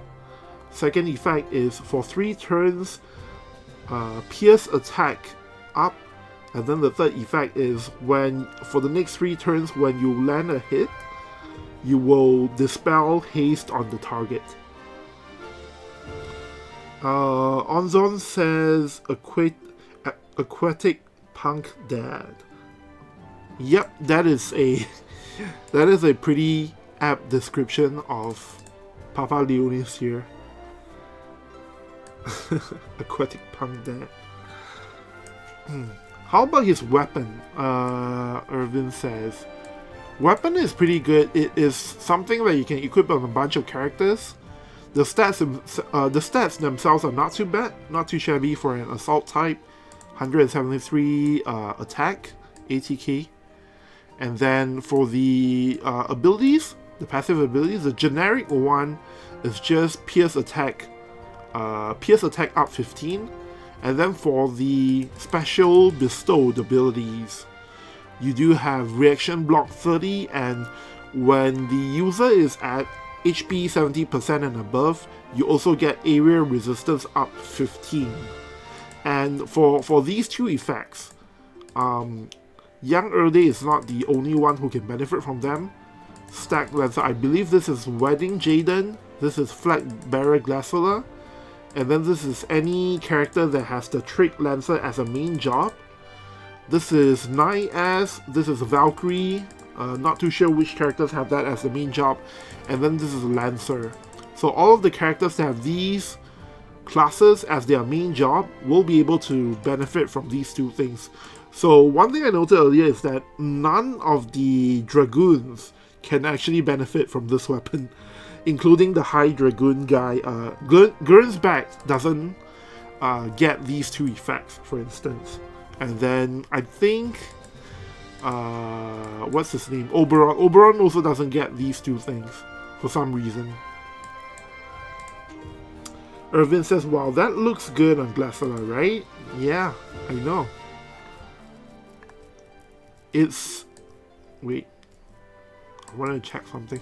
So the thing with Glassella, I'm not too sure if you will use this. So if you intend for Glassella to be more tanky, I guess the area resistance 15 will help a little bit. The only problem is that the area resistance, right, will go away as soon as your HP falls below 70%. So if you're not planning to use a healer, if you're going to use a Glassella with Ayaka, this weapon makes sense. Because Ayaka is going to heal Glassella all the way up to, like, you know, above 70% for sure. Right? And then as a result, you will be able to tank a crap load of damage. But if you're not going to be using a healer, you probably do not equip this weapon. Onzon says, Nier is coming back. I wish, because I wish to be. Well, who knows? Maybe Nier is the collab for end of year. Maybe, because, you know, there is the anime that came out earlier this year, and I believe there's going to be a season 2 next year as well. So maybe the year-end collab is going to be a Nier Automata rerun, and then they can give us A2, you know, as the new unit or something like that. Corner Man says Spear is divided to Spear weapon types are divided into two groups: ones who throw, like Lancer, and those who jump, Dragoon types. Oberon is in the Dragoon group, whereas Erde is the Lancer type. Okay, thanks. Sorry. Thanks for explaining that. I never knew there were, you know, two different factions in the Spear users, but that makes a lot of sense. So Glassella obviously is the type that throws the Lancers as well. So that makes perfect sense, actually. Ozone says DQ Tact is January collab. Do you think so? Like, are you sure about that? Because I don't know how well Dragon Quest Tact is doing, but I don't know. I don't really see that because, like, it hasn't been that long since we had the Dragon Quest Tact collab, right? And besides, even if they do bring the Dragon Quest Tact collab back, who would they introduce as the new characters? Anyway, next up we're gonna try another team against the Young Oelde. Are there any requests on what kind of teams you guys want to see me run against the Young Oelde team?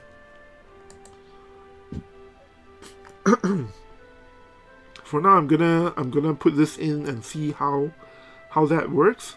Going to range a little bit for the new map. So because it's flat ground, I don't think I need Tourmaline Ring anymore. I think this map might be really good for Helena and Bart's combo. I should build one of those teams and try it. Like, because the map, whenever it's a flat ground map, Bart's is always a good option, just because of the follow-up attack. Let me check if I have Trust Stones equipped.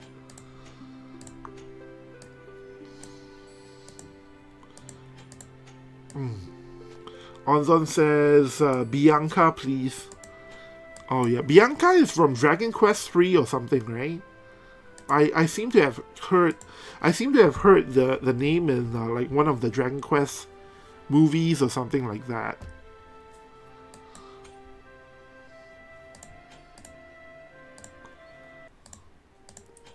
JB79 says Erde team should include physical units to take advantage of his aura. So I don't think Jaden is a good teammate. Yeah, I totally agree with you there. I think it was just trying it out to satisfy his curiosity and seeing how that works. And just speak of the devil. He just swapped it out to Glassella now. So we finally have a real match on our hands. Vision card wise, this is the same as the first time with Gurn's back, I think. No changes here. Except for Helena VC being used over here. And then the FMA VC is being... Okay, so he didn't use Dark Siren because obviously with Glaciolite in the mix, Dark Siren no longer makes sense. So everything else seems to be typical. And then the, what is this called? The FF5 Esper, I forgot its name, is used here because of accuracy and because of, you know, the earth resistance helps as well, is what I'm trying to say. Everything else looks standard, so let's take it for a spin. I forgot which is the button for that. Just give me a moment as I figure it out. Oh, okay. Never mind. Alright, let's... I should have loaded this team, come to think of it. Oh, you know what? Since I have it here, we'll just give it a run and then we'll swap it out to some other teams right away.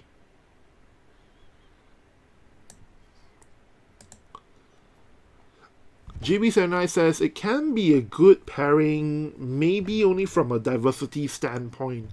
Magic and physical mix. I think it depends on the meta. Like, for example, there are some metas, right, where you will actually need a combination of magic and physical damage to take down certain targets. So that's when I think it might be a good idea to run a mix of damage.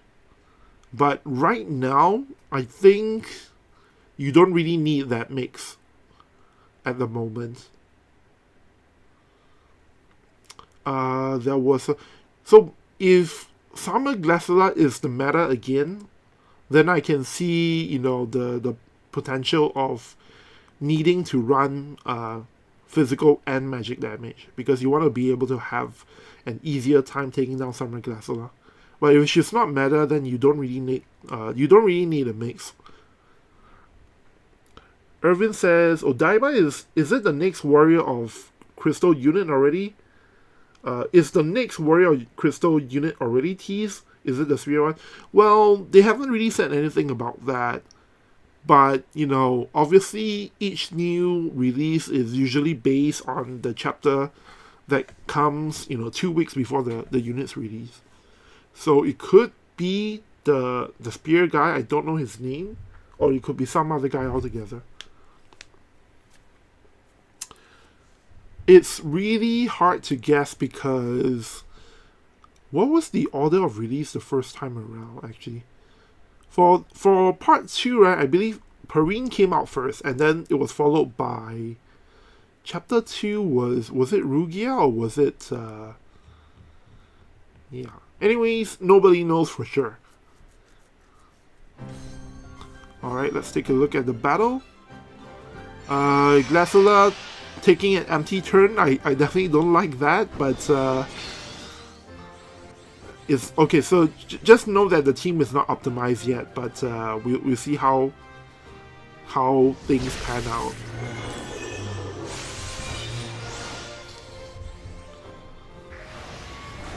So this is HP drain on both Dialdo and Erde over there. So far, my team's movements are way better in terms of not wasting a turn, I guess. But I'm about to be in trouble if Rain doesn't run out to try and create some distance. Come on, Rain, do your thing. Run out there. Okay, that's better. Regen is up. You see, the problem with 2 spear attackers is that they can't do anything until they're like really close, you know? And that's not good to see.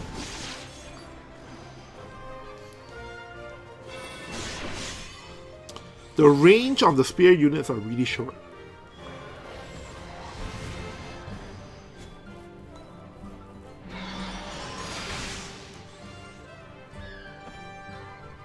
Okay, this is a bloodbath.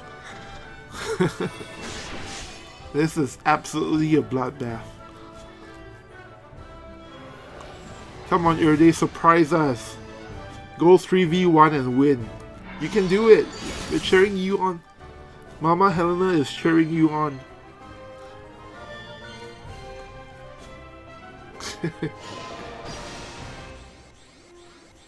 Okay, there's no way Erde can come back from this, right?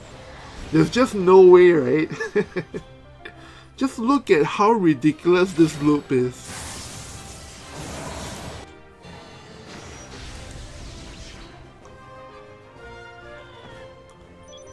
Sean Chong says his TMR isn't bad, just not amazing. Yeah, it's very similar to Bart's TMR. See, if you guys see, the one thing I'm really impressed with Erde is his survivability. I can't believe the fight has not ended yet. Like, how many turns has it been? You know? And the poison's gonna kill... Wow, even the poison doesn't kill him! Okay, now it finally takes him away. Holy cow. So, yeah. JB79 says, disappointing damage onto Soul. Minor stats difference on display here, I think. And Irvin says, Rain tanks like a champ. Yep, definitely. Rain is, yeah, he's ridiculously good now. Let's just put it that way. Okay, we are... I think that team definitely needs work. And like I said, you know, don't judge it on, you know, it's not fully optimized yet. So that's why, as you guys saw, on the first turn, Glassella just basically took an empty turn. But I don't think it has any hope of surviving, like any of my other teams, if it cannot survive the fire team, right? Because I think even if I run Earth against it, I think my Earth team can win. Because I don't think Glassella alone is able to, you know, beat the entire Earth team. And one of the reasons for that is because I do think that the range for the Spirit team is not good enough. Isver says, this is what I was concerned about versus Soul. Physical damage is just a rough way to try and take him down. Yeah, that's actually a good point. I guess maybe, you know, in that instance, you might want to, maybe the physical and magic mix team may be better. But the problem with that team is you do have to use, Wedding Jada, which is obviously weak against fire. And now he's switched to another... Wait, no, this is... Okay, so this is somebody else's team that we're testing. And it's a pure water team with Gernsback and Young Oelde. So this is going to be... the Leviathan VC is coming into play here. And it gives you Pierce attack. Pierce resistance 20, so that's gonna help them quite a bit, as well as the AoE resistance 20, and ATK up 10%. Oh, so I always thought that the Leviathan VC gives you Pierce attack up, but it's actually Pierce resistance up. So that was the confusion I had earlier when someone mentioned the Leviathan VC, and then everything else I think looks pretty standard. Dark Siren here, and let's see what else is here.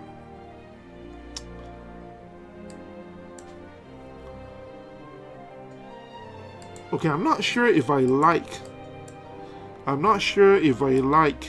this VC here, but I think it's okay, right? There's probably something better they can put.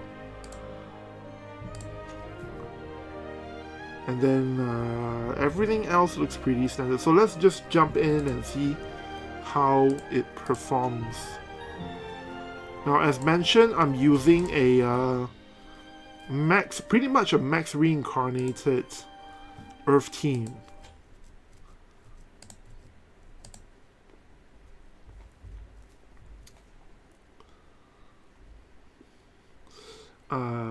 Nordic says, would be nice to know what the other team build is.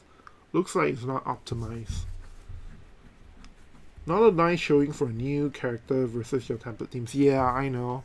But I mean, come on, man. Give them a break. It's only been, what, less than 2 hours since Young Erde came out. So, you know, honestly, at this point, I'll take whatever I can get.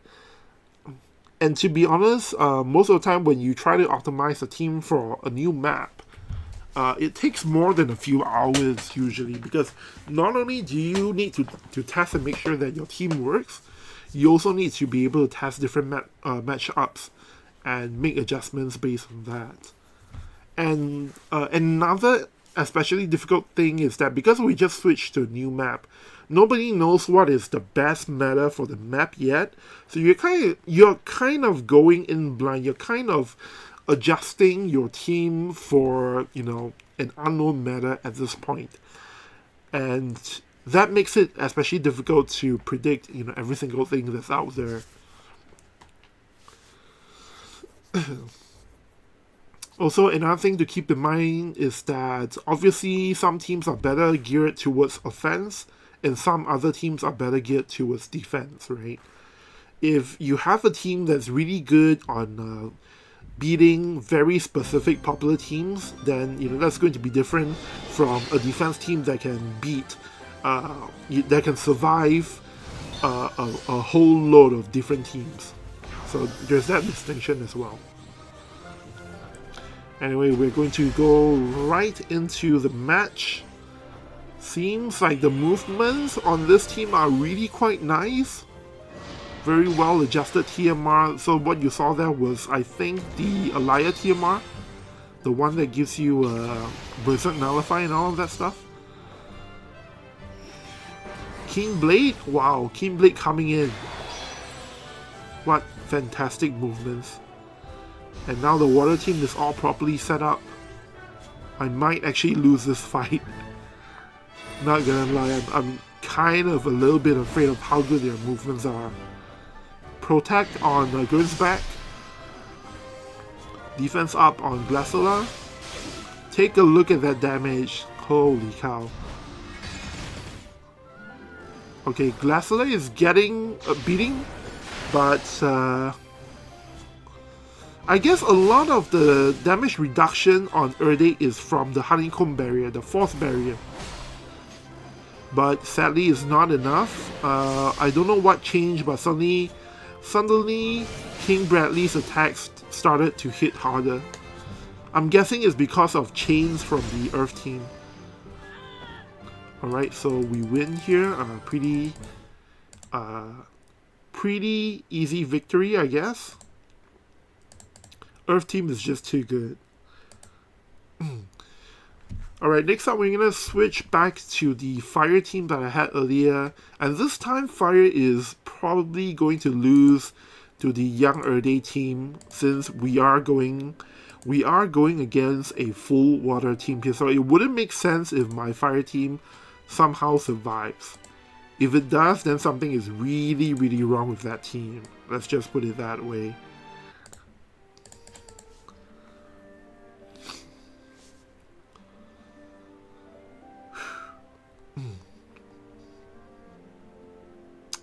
So give me a moment as I set that right up. Just a few more clicks. Francesco says, your Earth team is busted. Oh yeah, that reminds me, I need to take my Earth team into free match and grind for some medals, because it's still there's a 30x bonus this week still. So we'll do that in a bit after we've run a few more mock battles.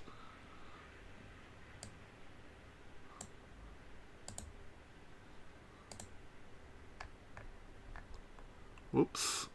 Did I exit? Wait a minute, where did my chat go? Oh.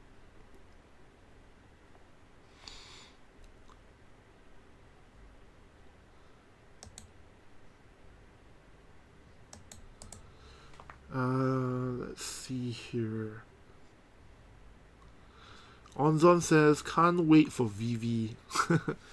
Hey, he's just 8 days away, but in the meantime, are you sure your visual is ready for Vivi?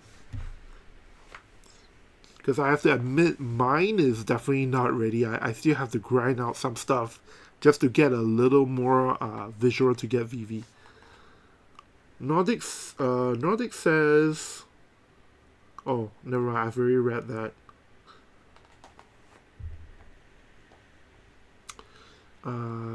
Onzon said, worldwide version this Friday for Zidane and Dagger. Yeah, that's just 1.5 days away. Now, fortunately, I don't think most people will need to build Dagger, and for Zidane, it's kind of like, you know, if you feel like getting him, then I guess it's an okay, you know, it's okay to pull for him, but, you know, based on what I've seen in JP, like, even right now, Zidane is really not popular at all, which goes to show, you know, how much, JP players think about Zidane. I mean, they don't think he's that good.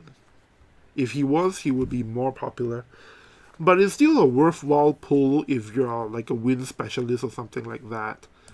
If you're someone who experiments with a lot of win teams, Zidane might be what you need to, you know, create your next OP win team. But at this point, I don't think it's there.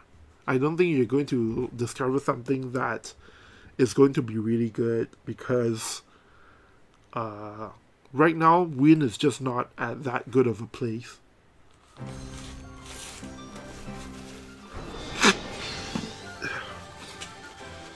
Okay, so I think the movements on the other team changed, right? Because I thought previously Gernsback was the one who moved first. So I think they've changed the movements or the order of the team. So who knows how things are going to go this time. Alaya VC coming in.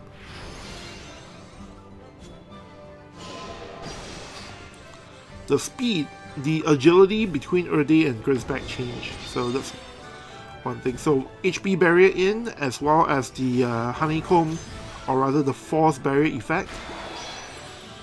Courage is in on Glassy. Single target resistance on my team. Bind slow. So now Rain is stuck there, and I will have to depend on the rest of my team to... So Rain can no longer protect the other guys from damage because he is too close to... Yeah, there's no distance between my tank and my attacker and support. Still, I seem to be doing quite okay, but I guess this is the point where we find out how much trouble I'm in. Holy cow, did you guys see that? Wait a minute. It barely did any damage.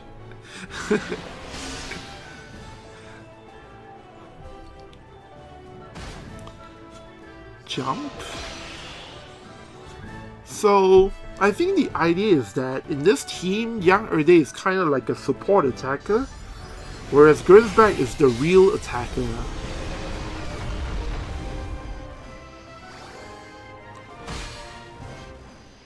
Right?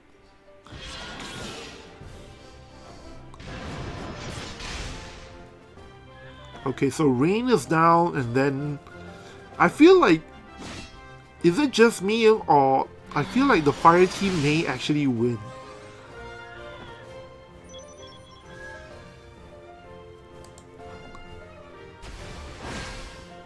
Whoa, okay, so that's a crazy amount of damage.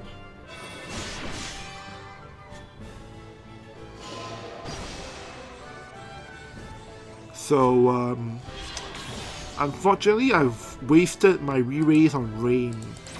If not, I think I may have had a chance to win this.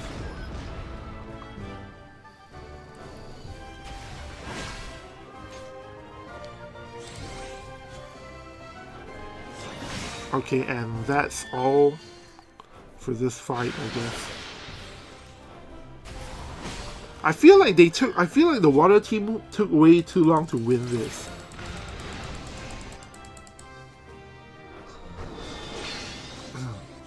So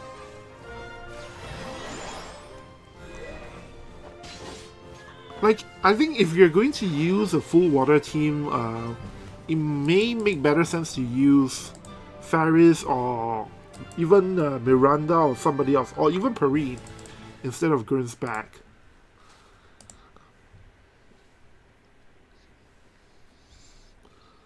Onzon says, Soul is just OP, too OP. Yeah, I know. If he didn't die, he would have won the fight for the entire fire team.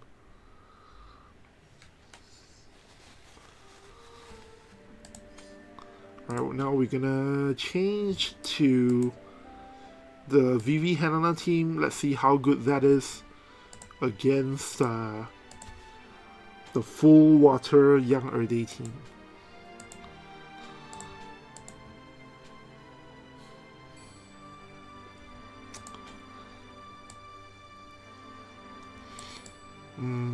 I'll just change it to this.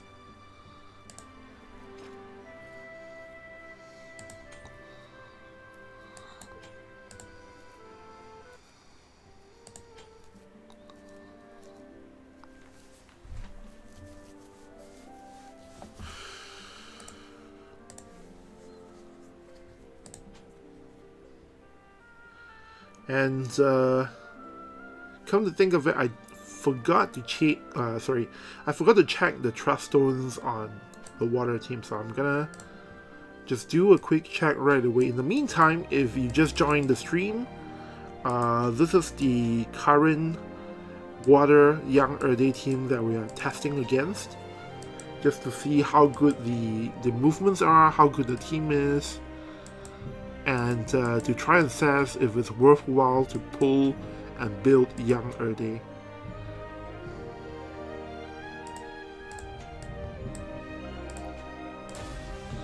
Alright, let's go.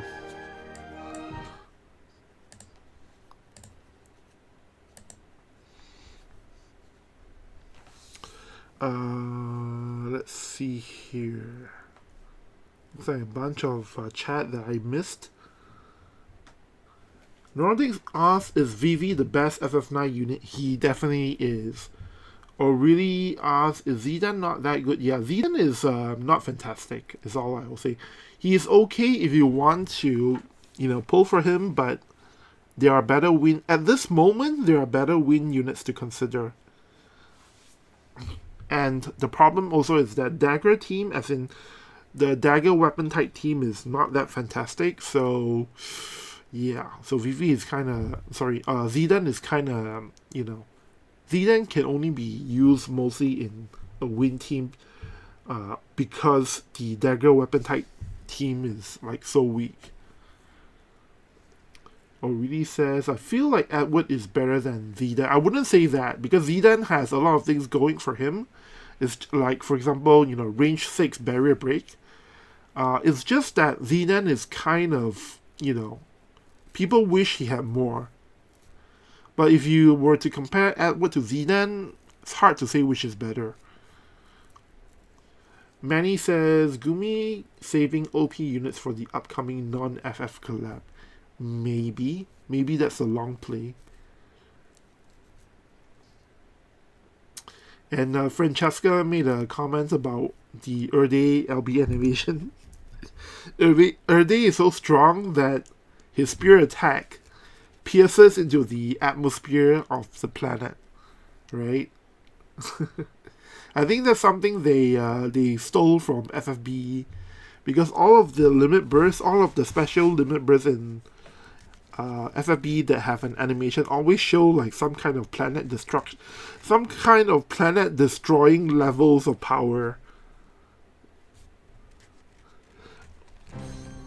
Aurelie says Zidane just dies too quick. Yeah, that is one of the problems too.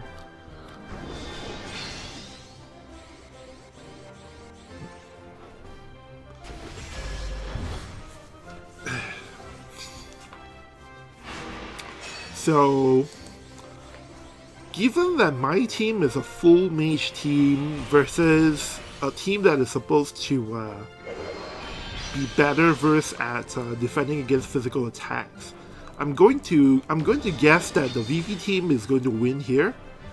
But I do hope that Young Oelde can surprise us. Just so you guys know, my Helena doesn't have much reincarnation. I think I reincarnated Helena like 6 times and that's about it. So this is a pure level 140 team with almost no reincarnations. Even my Rafu is, I think, at like 40 or 60 reincarnations. So that's not a lot. Vivi coming in for the stun limit burst. World destructing power. Wait, did it miss on Why did it miss?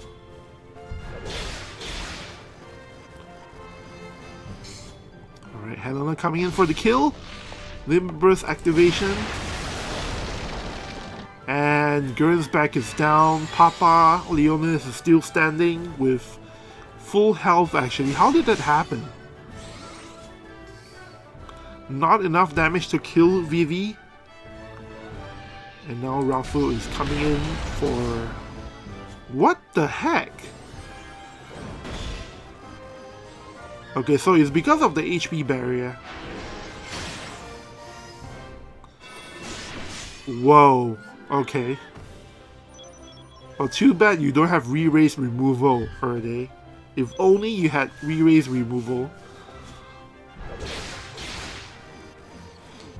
Wait a minute.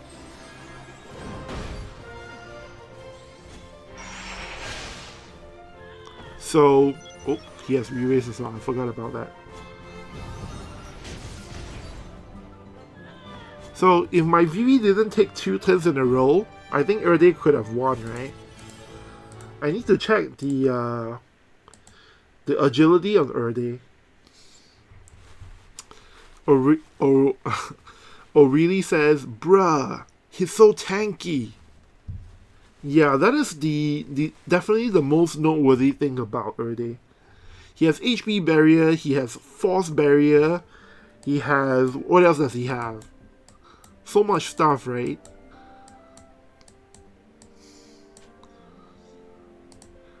I was surprised that Erde, you know, let Vivi take 2 turns in a row. So let's take a look at his agility. 116, it shouldn't be that bad. So I'm not too sure why Vivi acted before Young Oelde here. Jam says that was pretty impressive solo. Yeah, it's pretty good. So I think looking at this team, I feel like I want to keep Summer Glassella and I want to keep Young Oelde. I just don't know who I'm supposed to replace Gernsback with.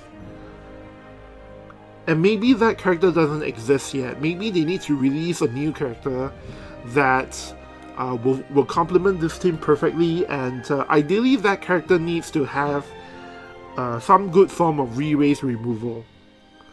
If it has that, you know what? Actually, I would actually put Wedding Alaya here, so that you know you have the re-raise removal covered, and you don't just instant lose to Lightning teams. I think. Does that work? Because Lightning teams are basically physical teams, right? So the Glassella here is going to help protect the entire team against that. And then maybe you can win... Yeah, I don't know. Maybe it's too hopeful.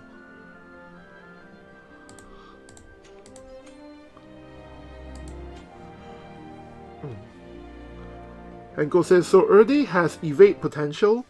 No, I don't think that was evade. I think that was his HP barrier preventing damage. Or maybe my Vivi. You know what? Let's run that one more time. But I'm gonna change this out to, you know, this thing here, Marshmallow Cap, so that I don't, you know, miss my targets for no reason. I don't know why that attack. I don't know why the limit burst missed. But let's check it out. Let's see what happens.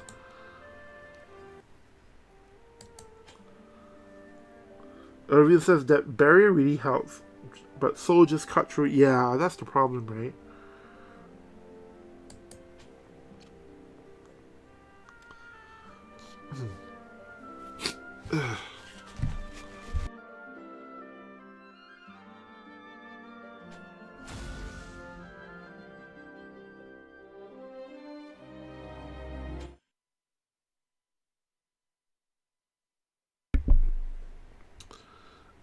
Vivi did miss there, but Erde probably just has higher than average luck for accuracy. Yeah, that could be possible. We'll check his luck in just a bit as well.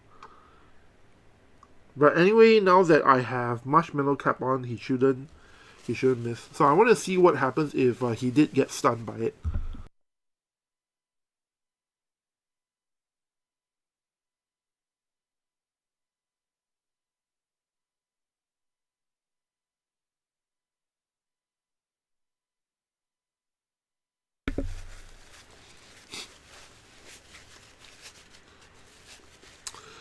Nordic asks how much HP is his barrier. It's 5,000 HP. Not a lot, but the thing to consider is that for the other characters, they have 7,500 or even 10,000 HP because their barrier only protects against physical or magic. Whereas Erde's HP barrier actually protects against both physical and magic attacks. And on top of that, he does have the force barrier to reduce damage even further. And I think he has some other stuff that mitigates damage. I don't remember at this point.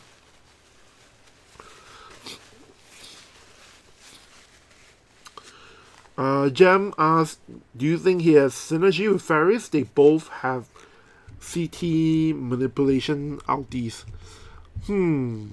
It's hard to say because Ferris isn't known to hit very, very hard. Is my big problem here.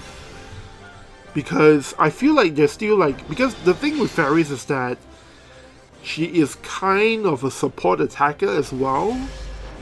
And I don't know what happens when you have two support attackers, because I would classify Erde as a support attacker as well. You kind of want to have like a powerhouse who can kill in one hit, you know? And I kind of feel that Ferris is just not that character.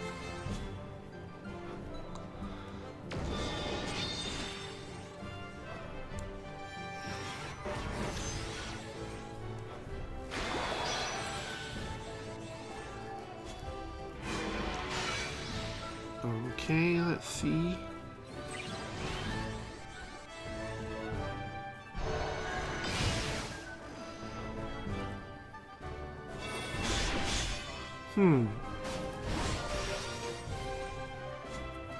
Alright, so this is the part that's going to be different. The Vivi Limit Burst.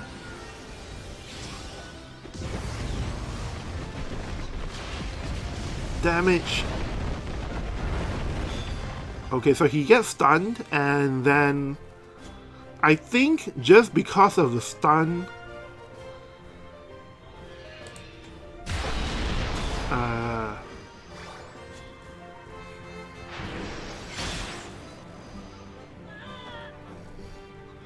so with that alone is already like an unwinnable fight for them, right?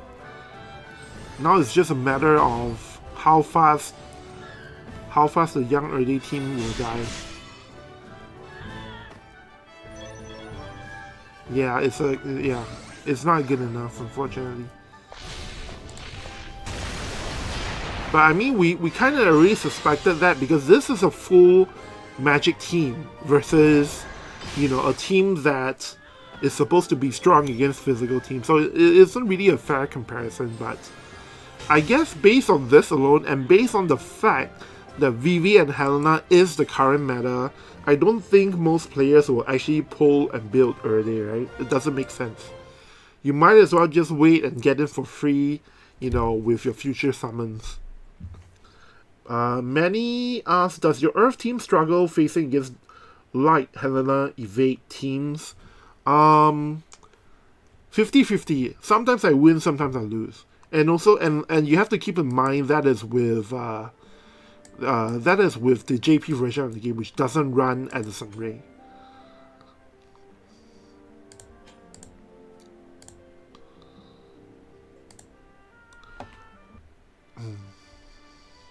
Nordic says, it's nice to have the barrier, the HP barrier, both for physical and magic. Yeah, it definitely helps a lot, and I hope they introduce it to more characters down the line. And the one thing that's kind of unspoken is that for HP barriers, right, they actually do affect the enemy AI. And, you know, they affect things like, you know, follow-up attacks, because they don't trigger if the main attack does 0 damage. And Noctis still has his 1.5 HP barrier. Yeah, that's a little bit too little. Sean Chong says, Grinsback is amazing versus soul teams. He is the main damage driver, and he often uses his HP absorb jump skill. His main weakness is his range. So I can see how that water team might actually be really good as an offense team if you know that your opponent is going to run like a soul wall at some point. The problem is in JP right now, it's been quite a while since anybody has run a soul wall. At least a couple of weeks, I think, 1 or 2 weeks. Because Helena is just too overpowering. Even before Helena, Vivi is like... When Vivi came out, you know, that was when people started moving away from the soul teams. As far as defense is concerned. And nowadays in JP, it's actually far more... we actually see wind teams being run a lot more often than, you know, Soul and his cronies. Nordic says, Erde is giving me Squall vibes. That is probably not accidental. He does have Force Barrier and a bunch of stuff. I feel like between Squall and Erde, though, that Erde definitely has a lot more going for him. He's not as bad as Squall, is what I'm trying to say.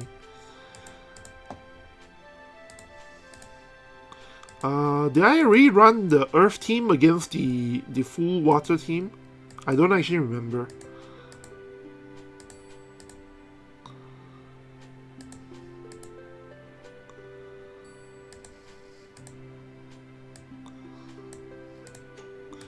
Did we see the Earth team go up against the Water team just now?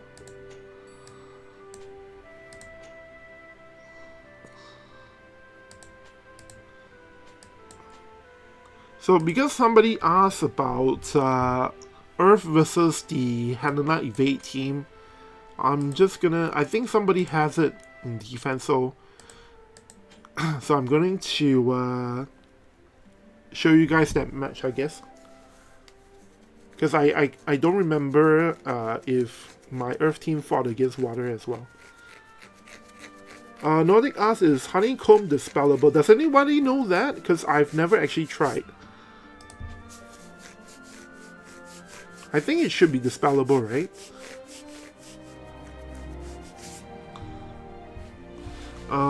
Let's see here if I can find a Helena Evade team. Oh, okay, I found the perfect Helena Evade team. So I wanted to see, especially on this map, because it's a flat map, Barth is going to be really good. So I wonder how this team will go against my Earth team. So we'll take it out for a spin.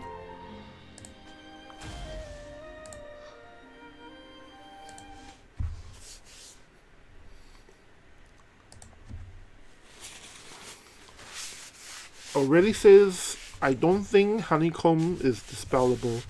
Okay, I could be wrong about that then. I've never tried, so I have no idea.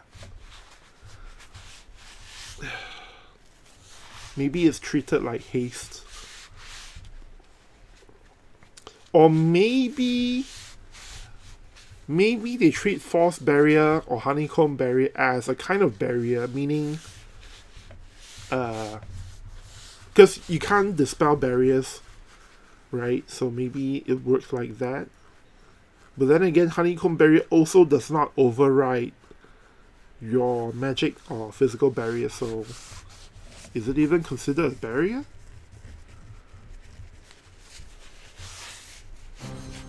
Alright, so the loading was really short. So I'm going to guess that means that my team got totally destroyed. That's like the only explanation I can think of, because I don't think my Earth team will kill the Helena team that easily.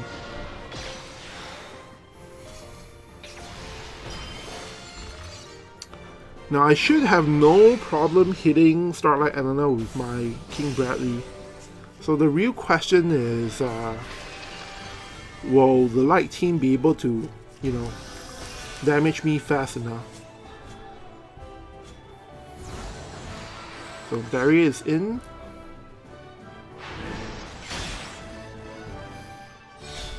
Oof, that's so good. That is so good, man. Okay. Holy cow. Look at the damage.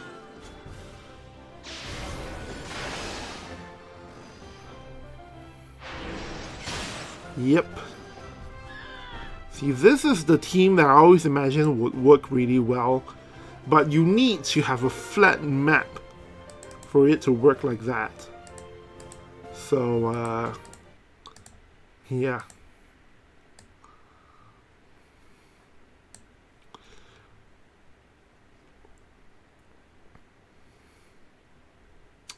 Does anyone have any suggestions on what you guys would like to see? I guess I'm going to run... I don't know if anyone is actually keen on seeing Veritas teams, but did I actually show a Veritas team earlier?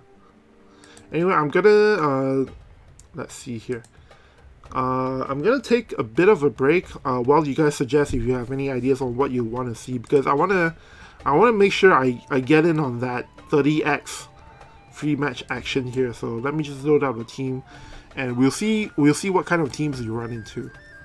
I don't think we'll run into extremely good teams at this point because it's pretty late in the night, but we might be able to enjoy some good matches here. And my team here has actually been customized for the... Wait a minute, did they... yeah, for this particular map, so should be pretty good.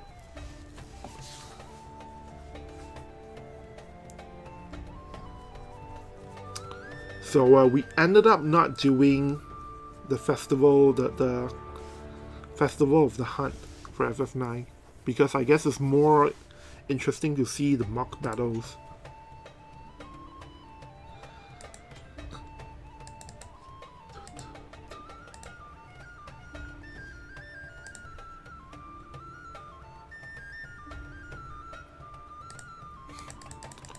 So my win rate as Earth is actually about 80%, no, actually that's a bit too high, about 75% against Helena teams.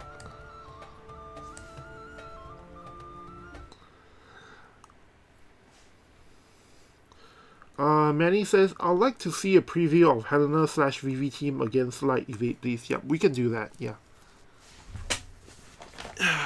We'll do that in a moment.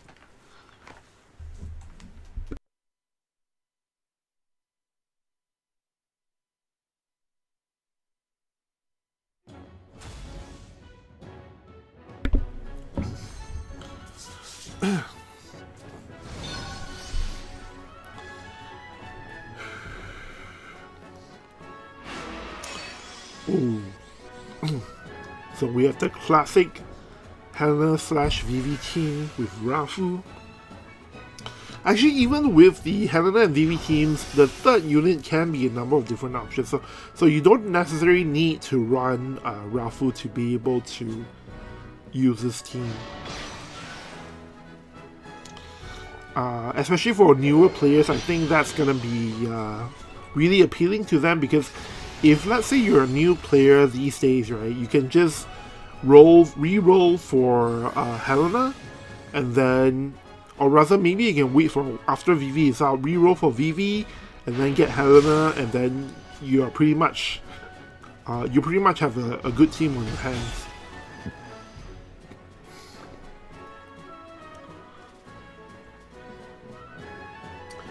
Irving asks, Odaiba, how do you compare between Melnia, Rinoa, and Dagger as the third Earth unit? Well, first of all, I don't consider Dagger at all because so far there hasn't been any good reason to run Dagger. Like, she's just, she has some weird weaknesses that I don't really see, you know, any good way to use her that will capitalize on what she's good for. I think when she came out, I think the idea was, you know, she's supposed to be an attacker that will, she's kind of like a weaker version of Soul, right? But she's too weak and the cast time takes too long. So first of all, I wouldn't consider Dagger. Now, as for the rest, I think you said Melnia and Rinoa. So, if you're running, let's say if you're running Dialdo, then the distinction and the consideration you need to think about is if you need healing or not. Because obviously, if you need healing, then Rinoa is the pick, right? Melnia is there for when you need to stop the enemy from healing up. When you're facing teams that have the possibility of recovering huge amounts of HP. Like for example, if you're fighting against soul teams, then Melnia is usually the better pick because even if you have healing, if you're Rinoa and thus you have healing, and the enemy has healing, and the enemy can heal up way faster than you can, then you just lose, right? So the idea with Melnia is that although we do not have healing here, we want to stop the enemy from healing up. And then if we can stop that, and if we can kill their team one by one, then we win that way. So this is, I guess, the main distinction. This is the main consideration I use to determine if I should be running Rinoa or Melnia. And take a look at all these medals. Pretty much right now in JP, if you win 2 fights, that's one recipe of Hermes shoes for you. And if you're able to get a good win streak going, you can pretty much get one recipe per fight. So I'm gonna do one more battle before we go back into mock battles with my Helena Vivi team versus Light Evade. Because I want to make sure that, you know, I'm able to match people. Because if I wait too late before I start queuing for the rest of my fights, there might not be anyone left around to actually battle. Other than the healing versus prevent your opponent from healing up, other than that consideration, another thing I think about is the range of the teams that I'm fighting. Because Melnia, obviously, right, is going to be a sitting duck for you if your opponent can get to her. Right? So depending on the map and the enemy, I may actually choose to bench Melnia just based on the fact that if she can be easily targeted, then she's no good. Rinoa is better in those cases because at least you will, you know, sit quietly behind and heal people up and not get into the enemy attacker's ranges. And I think this fight I'm gonna lose, right? But there's a chance that I win versus win teams if they run Zidane. But they don't. If they ran Zidane, I have a good shot of winning actually.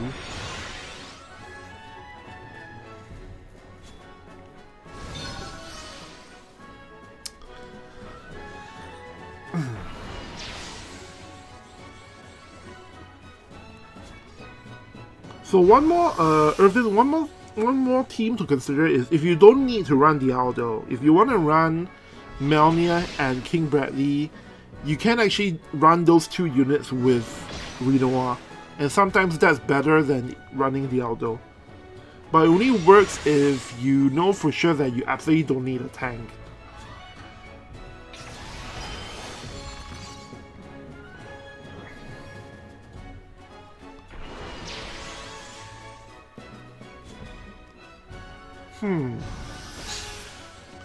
So my Dialdo is gonna run smack in the center. Oh crap. Why did Glaceola move first? If Glaceola didn't move first, I would have a better chance of surviving. Just because Dialdo is able to keep a good distance away from my other units. That reflex, oh my gosh, it's so annoying.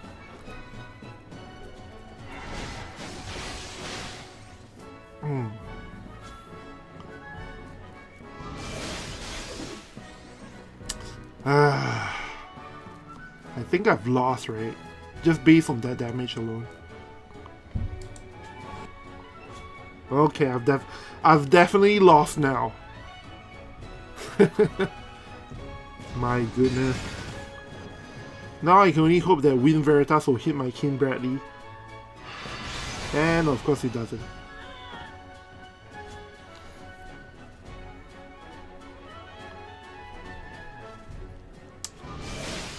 Free match sucks. It's a stupid game mode.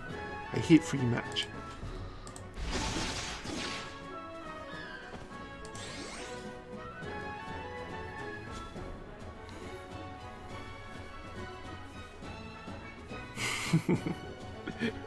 Rip. Rip indeed.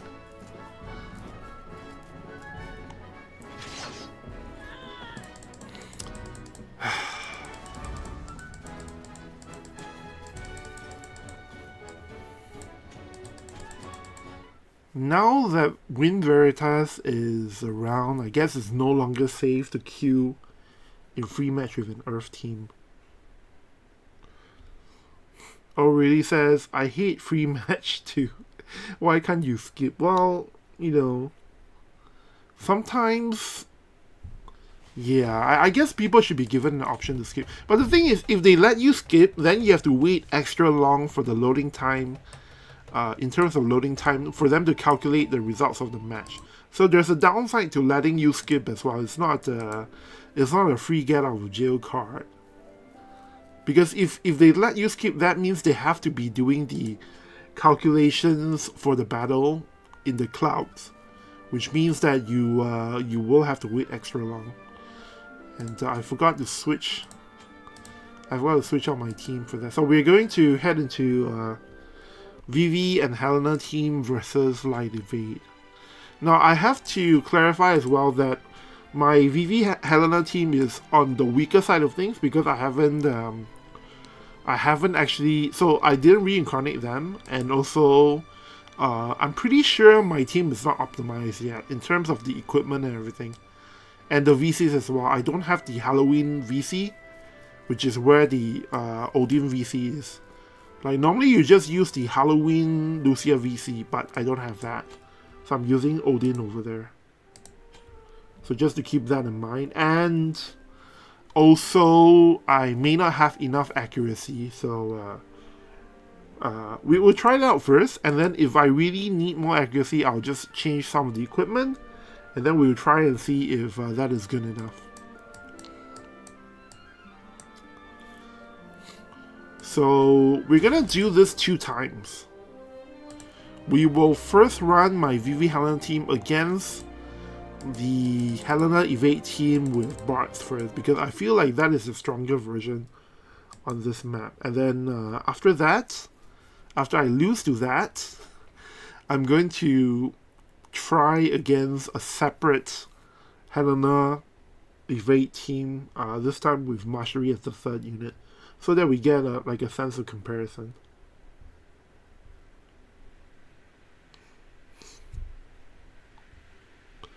LM Jeff John says, sorry I just joined, was so busy. Can someone TLDR me on Young Oelde?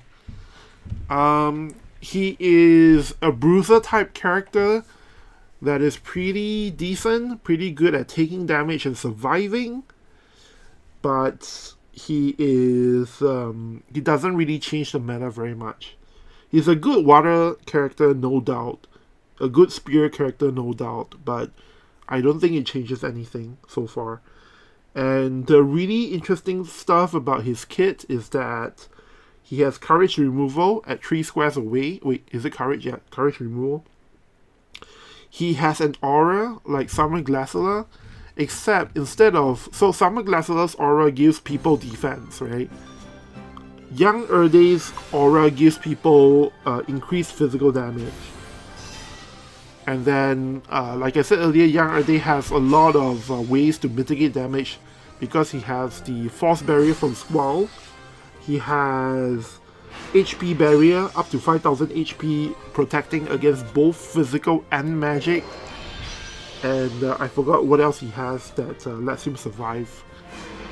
He has Re-Raise, he has AoE resistance up. But the problem with Erde is that he only has one good attack with good range, and that is his calculated Ren at 5 squares away. And then everything else is kind of like 3 squares away only. So it's really hard for him to attack. And his damage is only so-so.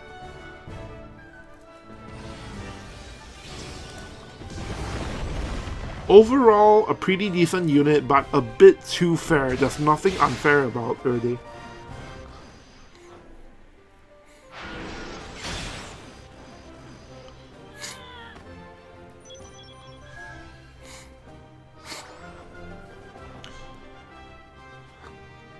Okay.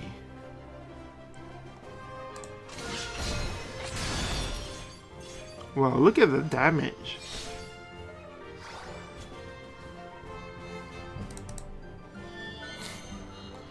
Okay, I maybe should have turned that off. I'm not too sure about that.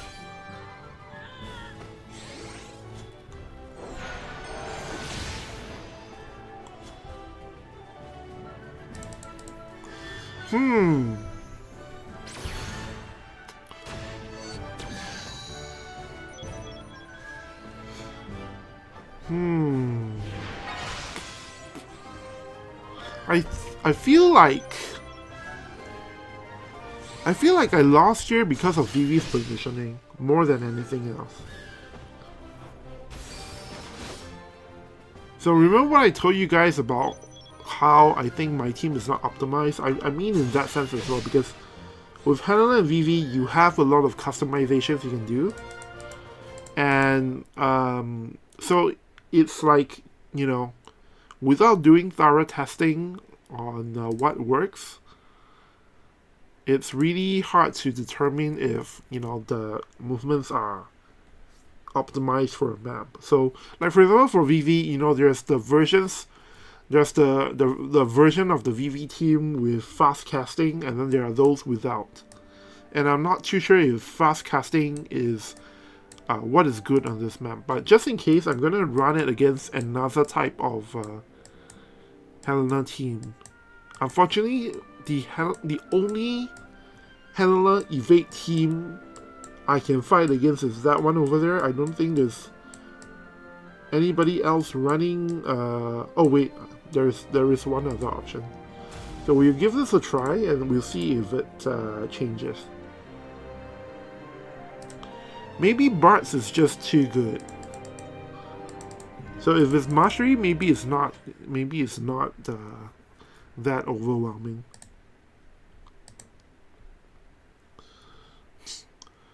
Or really says, why does Bart's always hit like a truck? Yeah, I know, right? He's insane. I'm really surprised about Bart's not seeing more play in global, because I always thought he was crazy good. Just that on maps that have weird range heights, that's when he's really bad. O'Reilly says, I want Squall to have young dad's kid. Well, maybe when they rerun FF8, we can only hope.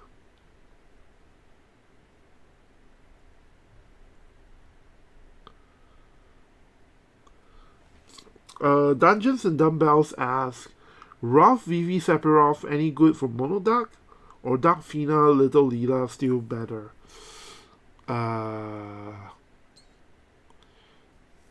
So you're saying with Vivi, Dark Fina, and Little Leela? Why Little Leela? Like, cause Little Leela is only good. I'm guessing you're referring to SR Little Leela, right?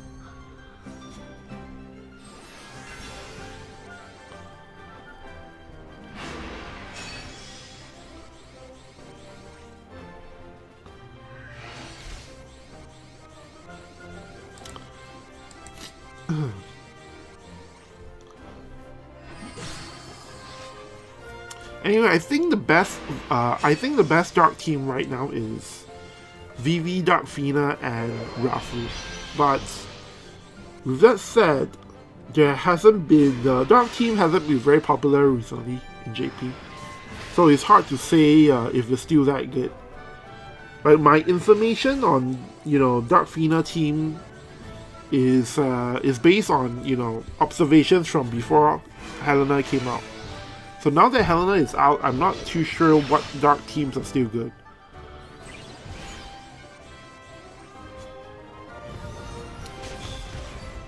Wow, look at that.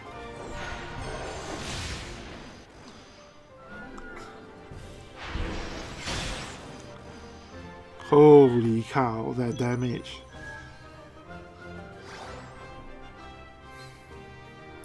So I do definitely feel that my Vivi positioning is not good enough. Because he shouldn't be getting hit like that with a tank.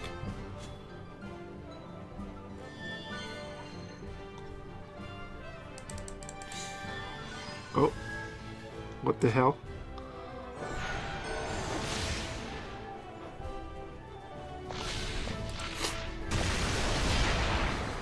So I think I need to, more than, I think I need to adjust my team basically. I'm just not sure how to make it work. Because it's something that I probably need to do quite a bit of trial and error.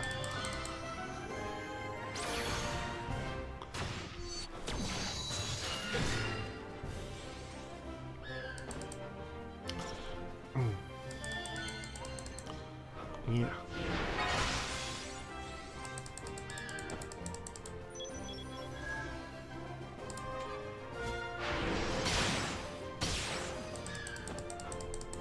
So let me see if there's like a build I can copy of somebody else, so that we can so that it's a bit more of a fair fight.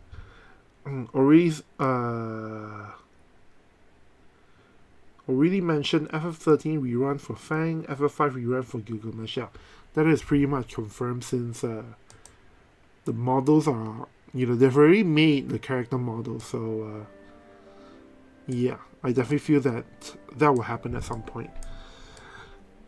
Okay, let's see how my guildmates run this team. So apparently, if I run Helena in the middle, maybe that will work better.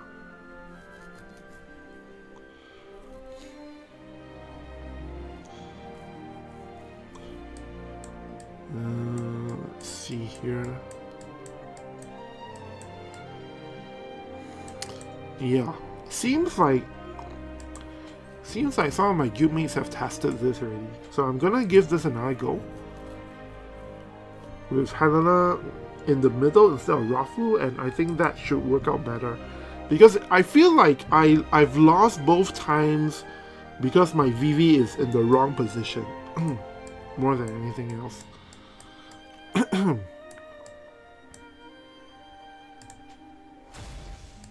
Okay, so the only change I made is switching positions between these two characters.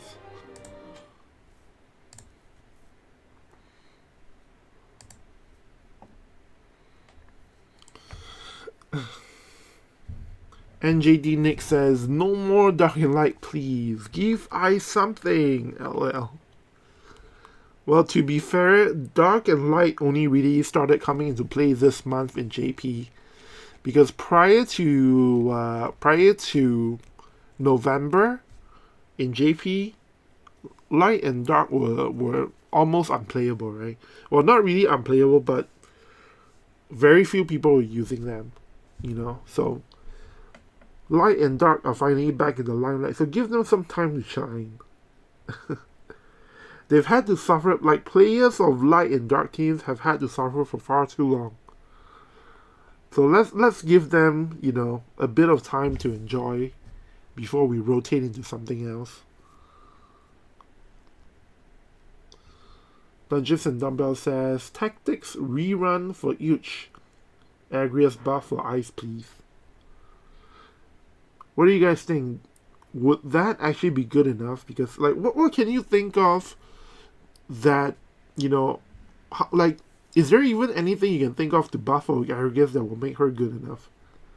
Like, she will need, like, not just a buff, but like a complete overhaul, right?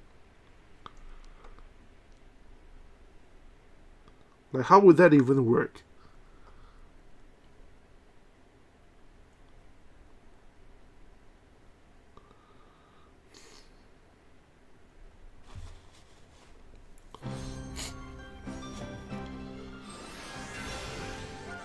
Okay, protect on Helena. And then the re-raise stuff on the other side. Aurelie says tactics rerun is a myth. They still need to add voices. Well, you know what is the rumor with the whole tactics rerun thing, right? Like, people are saying that they didn't want to rerun tactics because Hirono doesn't like the voice actor for Ramza or something. Like, apparently, when he was on stream during one of the earlier anniversary, he said some stuff that pissed him off, apparently.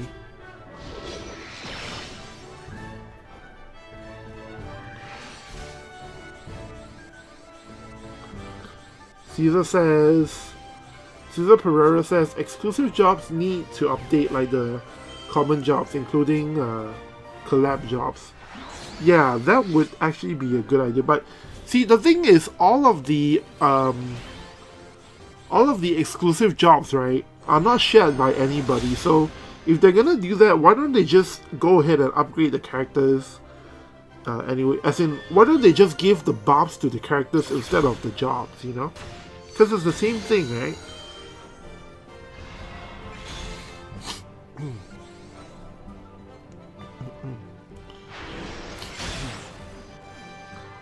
Okay. Looks like I have no hope.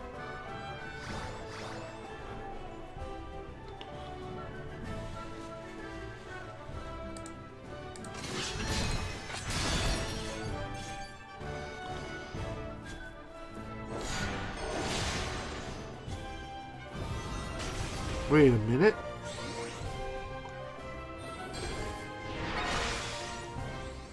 Why did my Vivi miss? Oh man, that would have been a killer over there if the counter attack landed.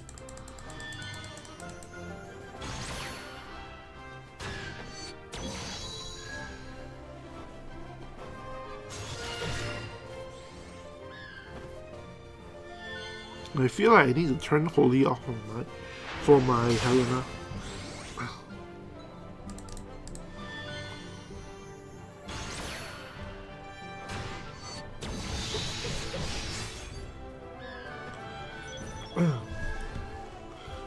Really asked, do you think this Helena is max rank? I am not sure.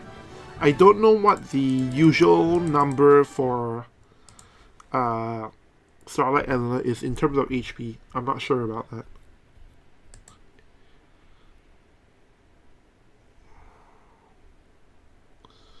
I do know that the player I'm fighting against is... He reincarnated Fire Evade, if I'm not wrong. So, not too sure about if this Starlight Helena is reincarnated as well.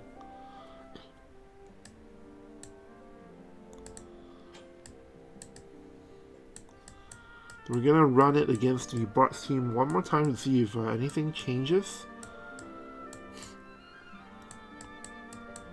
But I wouldn't say that this is indicative of, you know, how this matchup is supposed to go.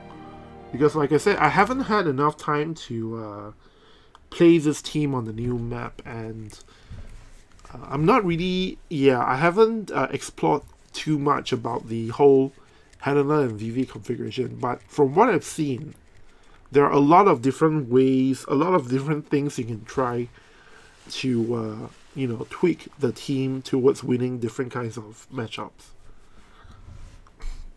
So, even among my guild, like, in the past couple of weeks, so many people have come up with so many different variations of Helena and Vivi in terms of the movement stats. There's no, like, known optimized build that everyone is using yet. And you gotta realize, you know, for Vivi Helena combinations, because we only got back into regular guild battle a couple of days ago, we haven't really been able to fight very many different Vivi Helena teams to see what are the best strategies yet.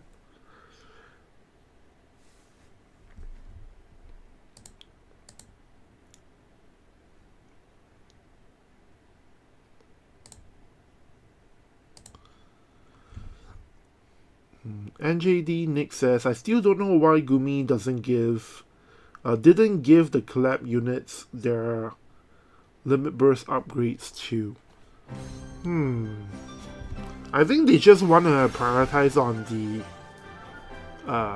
you know, the launch roster first, maybe. Irvin says, looking at Starlight Elena's HP, that was probably highly reincarnated. That would make sense.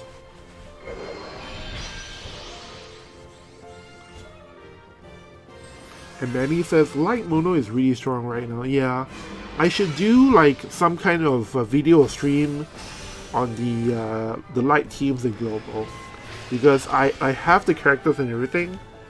I'm just too lazy to actually do the testing.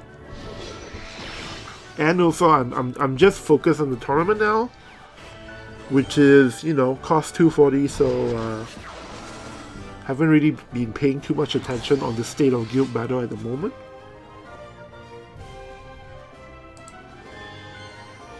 And I think I need to turn Holy off. She's using it way too much. I think I'm supposed to make Helena accurate enough that she doesn't need to rely on Holy.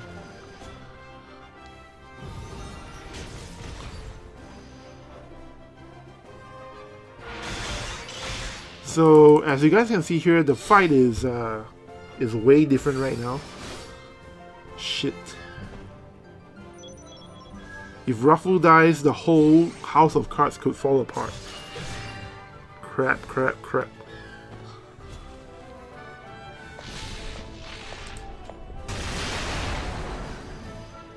Okay.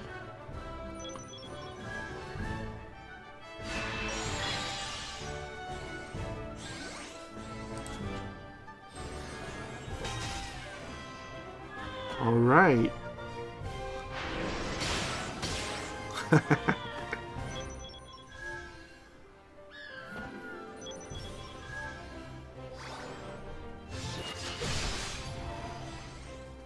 Wait, did I win? I think I win, right? Okay. I wish that was an AoE. I think I can improve my win rate by turning Holy off and just forcing my Helena to be more accurate. But as you can see here, you can clearly win as the Vivi Helena combination team. So Mono Light doesn't always win.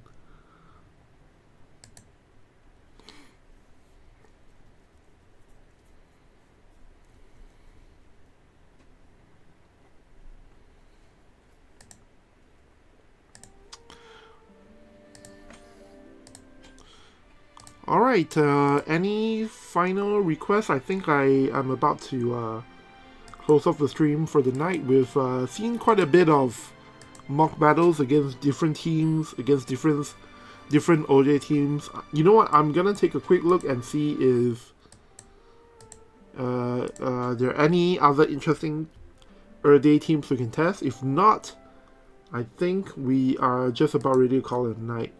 Partially because I didn't actually prepare too many teams for the stream. So I don't actually have a lot of different teams that we can run tests on with either. So for that, I guess you have to wait for, you know, like when I have time to sit down and do all the testings and put it into video or something.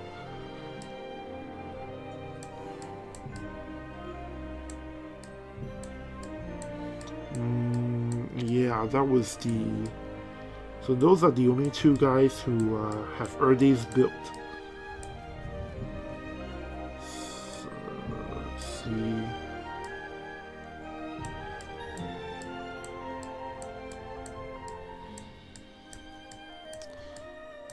Let me take a look here.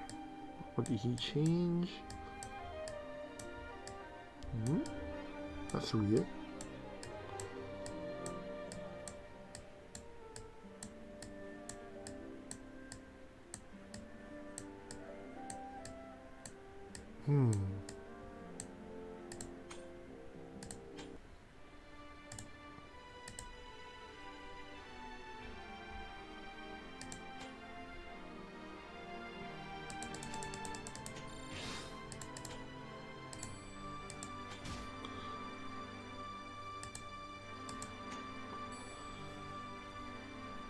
I think we are gonna, you know what, I'll just queue up the rest of my free matches since I have to do them anyway. Let me check my messages.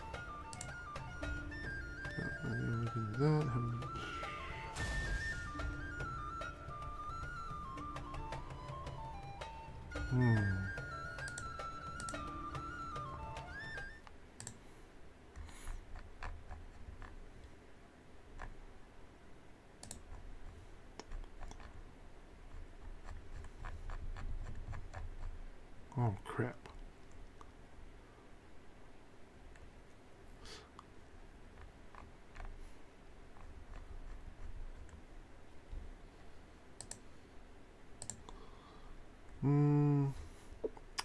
Yeah, I kind of forgot to check my global version stuff. So I think I will probably end stream. Yeah, I should just end stream after this battle. Because I realized that global version guild battle lock is in an hour. I haven't actually checked my global version stuff. Just want to make sure that, you know, everything is set properly.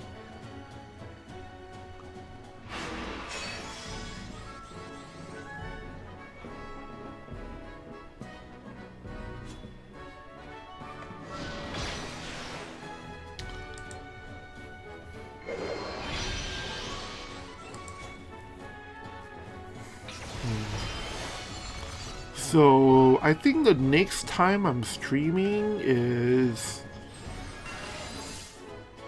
next week is a VC release, right? And then the week after that is the winter character, the Christmas character.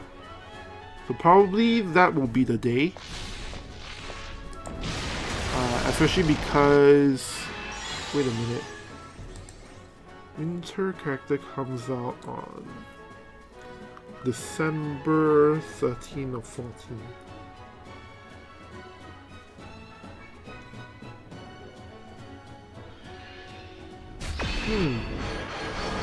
If I'm not wrong, the winter character, the Christmas character is going to come out on the same day in JP and Global. If I'm not wrong. It will come out in JP like 2 hours before Global. So I think when that happens, if I'm pulling for it, I think there's no point in doing a JP stream for that. So I might as well just do a global version stream. But it depends on my schedule on that day. I'm not too sure if I'll be working that day yet or not. So I guess I'll update you guys once I have that figured out. Alright, Straylight, thanks for stopping by. You have a good night as well.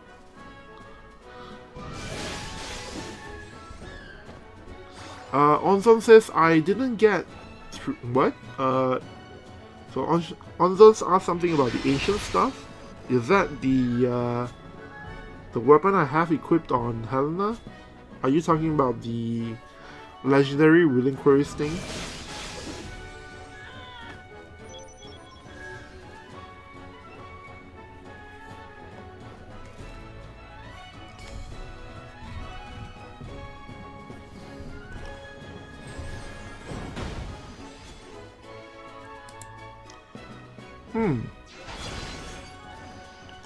Who's that in the back?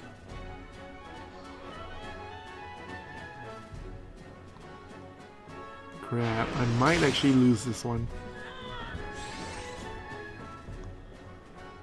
I hope I get a double. Oh crap.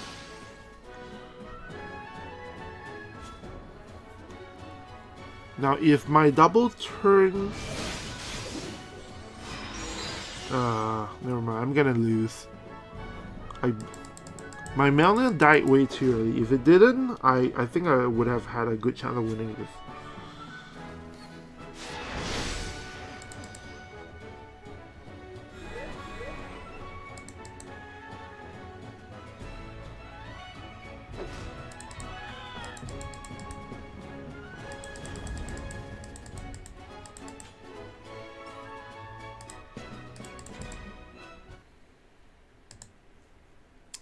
Alright, so it's not the best way to close out a stream, but I really should go and check on my global version teams for Guild Battle.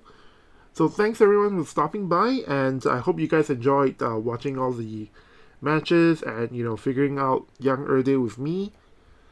In conclusion, make sure to save some of your visual, and I feel like we're going to see, you know, way stronger things come out in the next few weeks. So maybe don't pull on Young Erde if you don't feel like you need him right away.